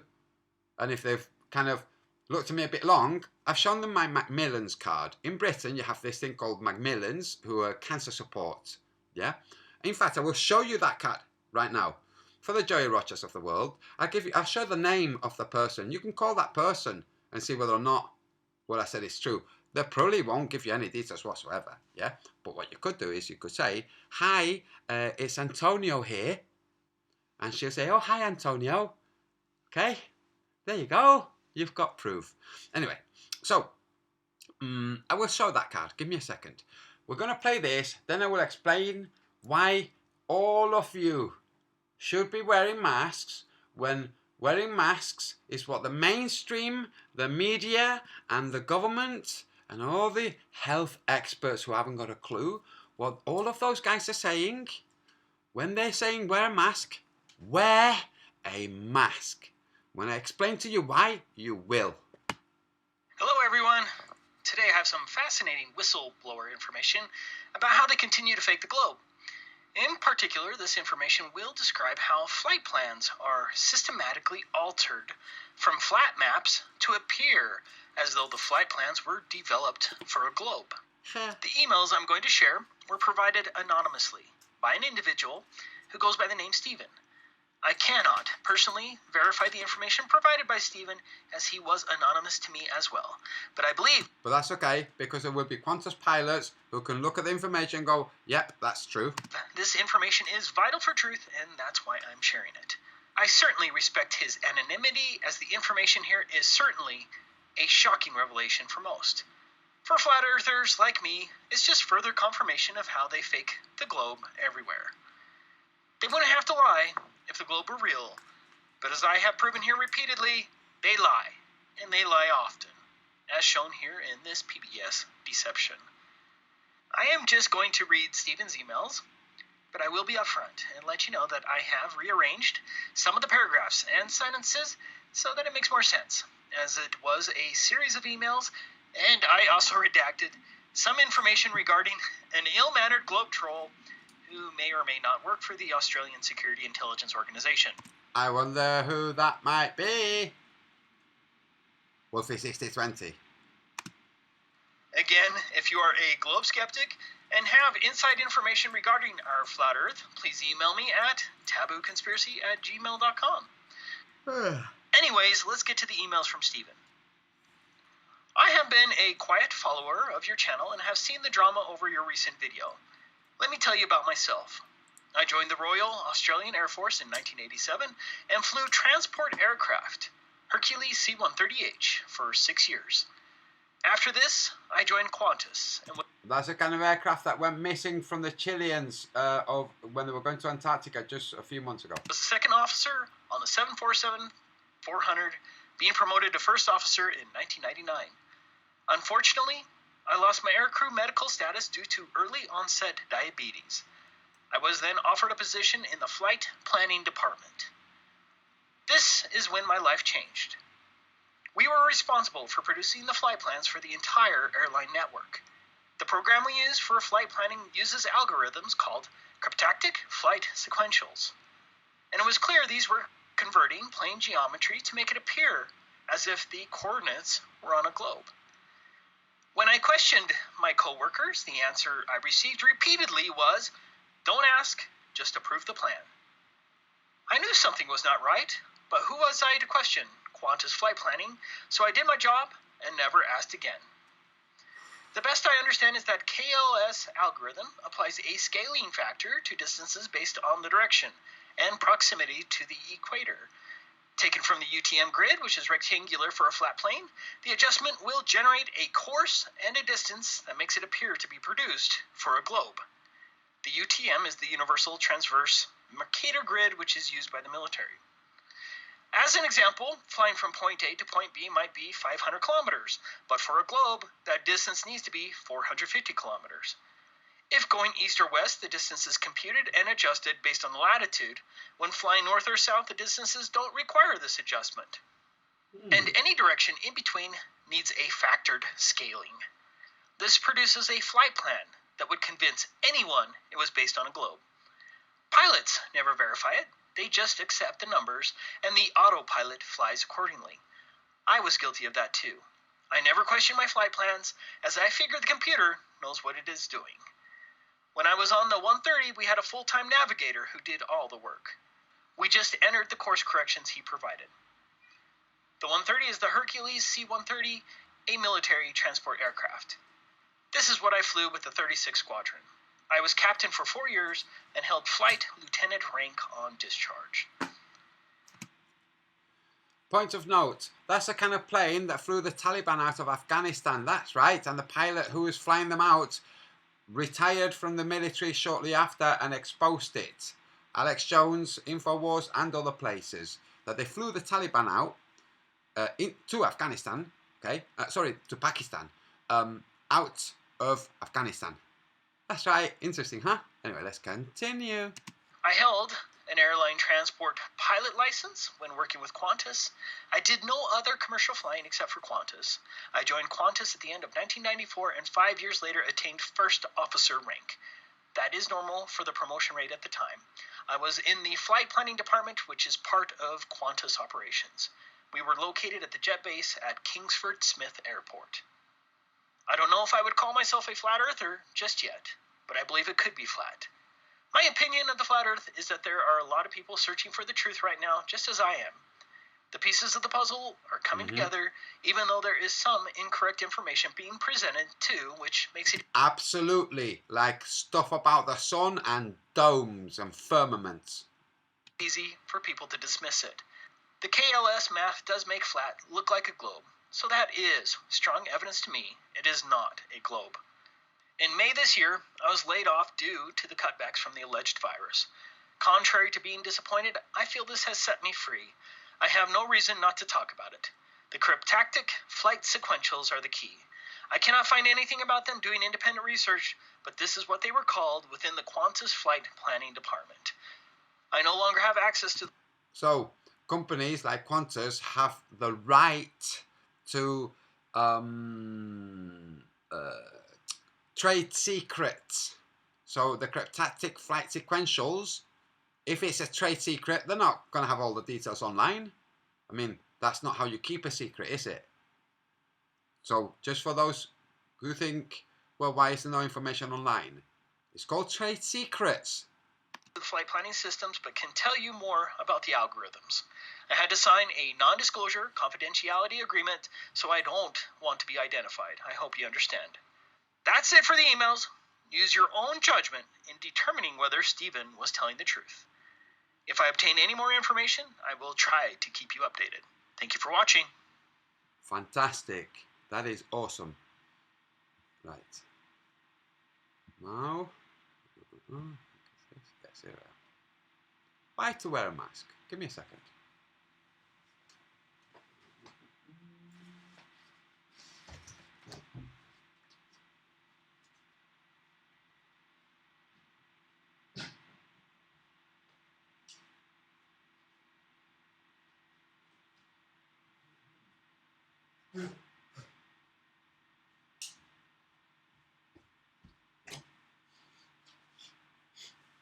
So, what's this? It's a bandana.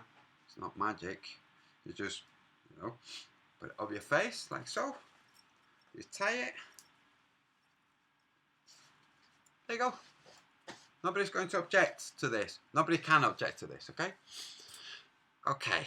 It's a bandana. It's nothing. Okay? People are making you do something you don't want to do. Is why you object. You doing something you don't want to do is why you object. But remember what this world is. This world is a place where there's lots of good people and lots of bad people, but not as many as good, okay? Bad people manipulate things, and bad people do things like instigate educational systems that end up with retarded, very stupid, ill-informed people, okay? So, there are good people in the world, and there really are bad people. Truly, and you can't deny there truly are truly deeply bad people. People that would be described as evil by religious people, yeah? It's true in the real world. In the real world, there's a lot of stupid people. You can't use reason with somebody who won't use reason. Paraphrasing something that Orphan Red said. You can't use reason with people who don't know how to orchestrate thoughts, how to organize, how to analyze, how to synthesize. They don't know. So, if the powers that be are training those people, the stupids, they're training them to be inconsiderate. Remember I said all of this thing was a drill, and it would be used for lots of different things. It is a drill, and it is being used for lots of different things. Now, stupid people, if they think it's not a real virus, they're not going to learn how to be considerate for the sake of other people. What's actually happening is the governments of the world are trying to make this in their own nation's populations. They're trying to force them into being kind human beings. Is that an evil thing to force on people? No, it isn't. Should you be forcing it? No, but sometimes you have to. And now I'm going to say an unpalatable truth. I'm going to make us a t-shirt and sell it on Teespring. When all else fails, the ultimate solution is always violence. You heard? It's true, and you know it, and your government knows it. That's why we have wars. That's why soldiers exist. That's why police exist. When all else fails, the ultimate solution is always violence.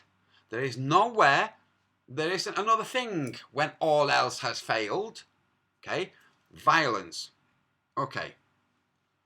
Do you want your government to be violent to the stupids, to force them to be kind and considerate to others?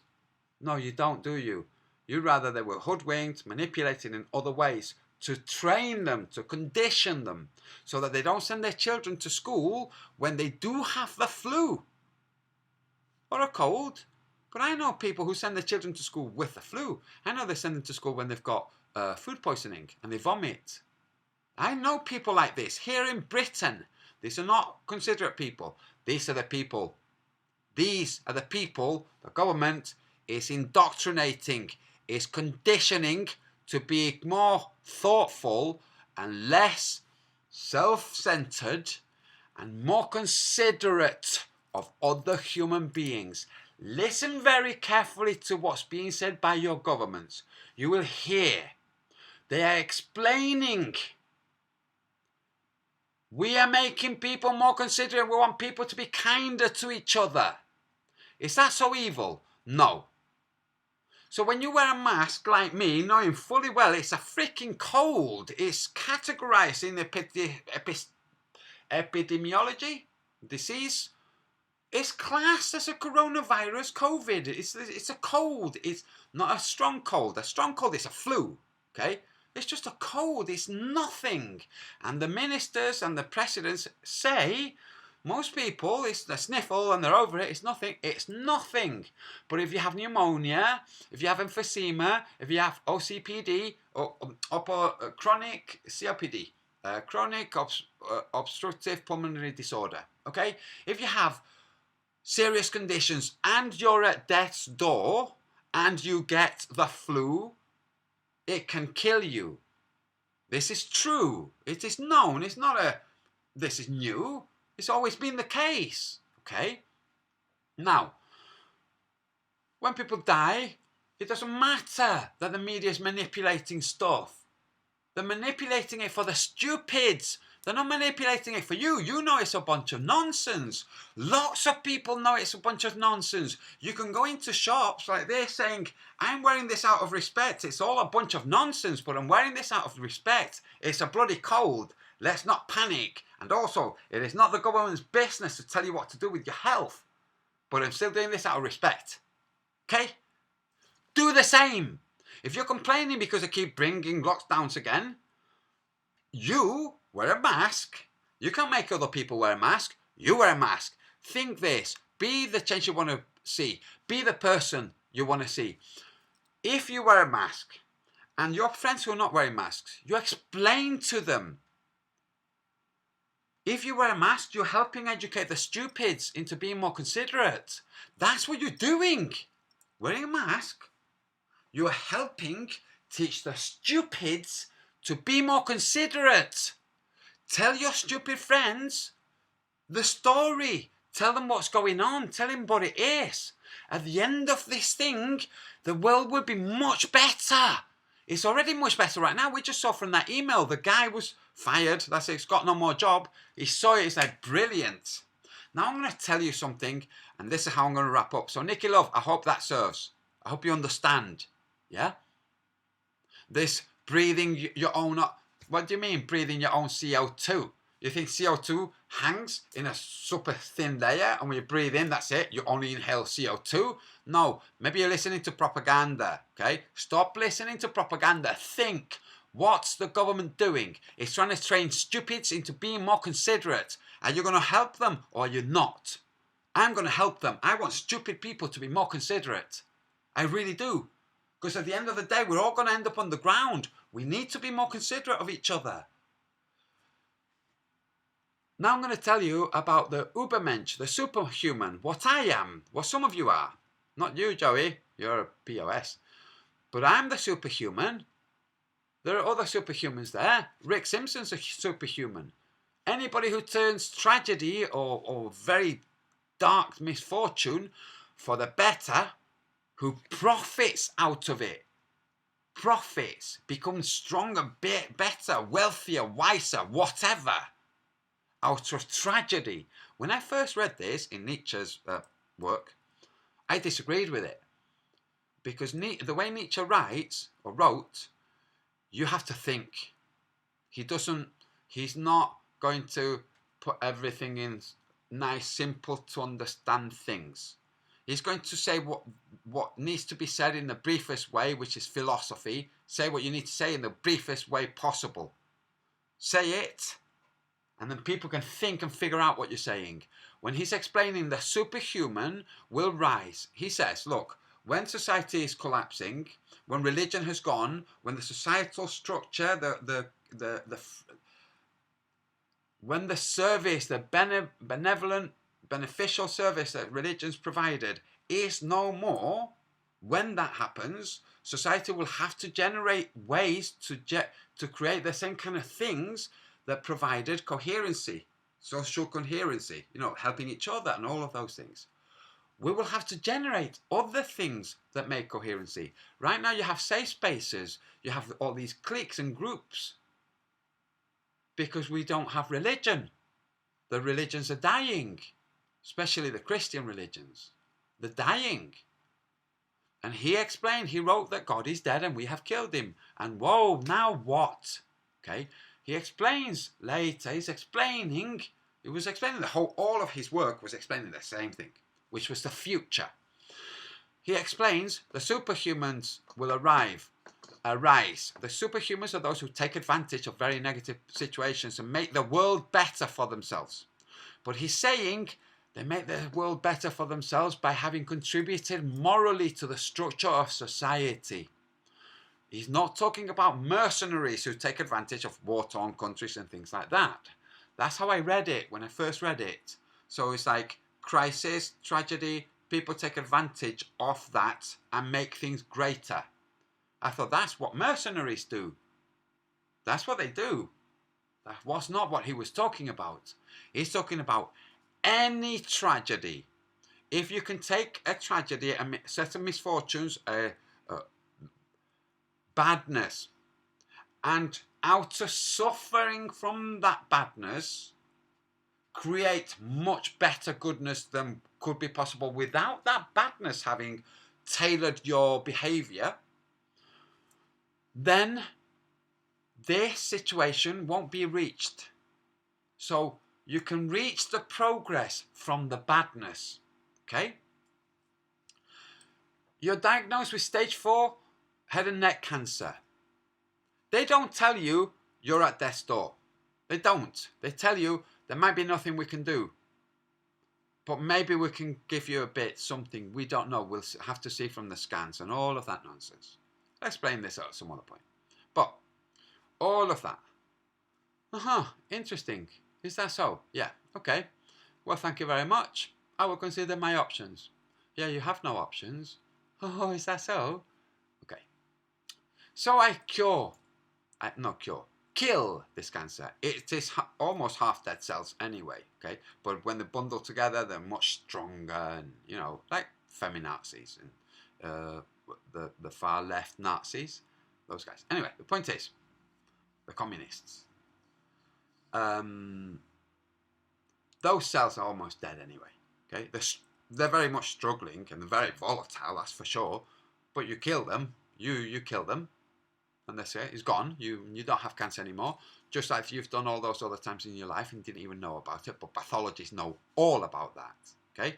So, in the same way, you've beaten cancer in your life and you didn't know. Okay. Now you have cancer and you do know. If you think it's a thing that's trying to kill you, you have a lot of stress because you have something that's difficult to shift. You can't just go, oh, gone. Okay? Difficult to shift and you think it's there trying to kill you. And no, you're wrong. Your theory, your ideas, what you've heard is wrong. You haven't thought properly. Okay? What's actually happening is your body is struggling to keep you alive. And this is telling you, I've been struggling to keep you alive. Pay attention, please. So now you pay attention. Now you starve yourself. When you starve yourself, your body consumes the cancer. Starve yourself until you have no more cancer. Do that. Kill the cancer. Okay? Then you become much stronger out of the fact that you had cancer. Now, out of the fact that you had cancer, your word counts for more. Because you can say to anyone at any time that's talking nonsense, I'm sorry, I can kill cancer. You don't know how to, and you're talking nonsense. Okay? So shut up. Just shut up. Just stop. Your opinion matters nothing. Not all opinions matter, and not all thoughts are worth entertaining, you know. So, that's what the superhuman does. That's what I have done. Made myself much stronger to the fact that I have cancer. Or had cancer. I don't know. I'm waiting for the all clear. Okay? I had stage 4 metastasized cancer in June. It was misdiagnosed. I had it again in January. It was then diagnosed in March. In March, it was diagnosed as stage 4 metastasized cancer. It metastasized in January. It metastasized in June too. Okay? They said it will only grow. It hasn't. It has gone away. Okay? Because of what I've done. Okay? That's what I've done. So I have become stronger. Okay? I can hold my own with any oncologist right now. Okay. That's what the superhuman does. That's what Nietzsche was talking about. Now is when I blow your mind and then I quit this hangout. Okay. Let's say this coronavirus gibberish was put forward by the propaganda, newspaper, media nonsense, and they forced the governments to go along with it. Let's say that was the case. Okay? Okay. Do you think you're brighter than the heads of governments? Really? Do you think you're brighter than Trump? Or you're brighter than Boris Johnson? Like, really? You think you're more intelligent? You think you can grasp more complex thoughts? Do you really? Grasp this thought. They too understand they're superhuman. Can they take an unfortunate situation and turn it for the best? Thank you for your time, everyone. Okay? I'm going to try to stop streaming. I don't know how long it's going to take me to stop streaming. But thank you very much for your time, everyone. Take as much of this as you want. Mirror it, whatever. If you want, you don't have to, of course. But please pass it to people who have cancer. It goes on very long. I'm not going to make a short version. You make a short version if you want. Okay? Or just tell them, stop eating until you don't have cancer anymore. Ask them to research stuff. There you go. In fact, say to them, stop eating until you don't have the cancer anymore. Research stuff or die. There you go. I'm trying to help you to not die. But I'm saying to you, do that or die. What do you want? What do you want? Do you want to die with no hair, no teeth, feeling like hell for the last 6 months of your life? Or do you want to get freaking back to shape like the shape you were when you were 18? Huh? Okay. Also makes your penis larger. Oh! Bye.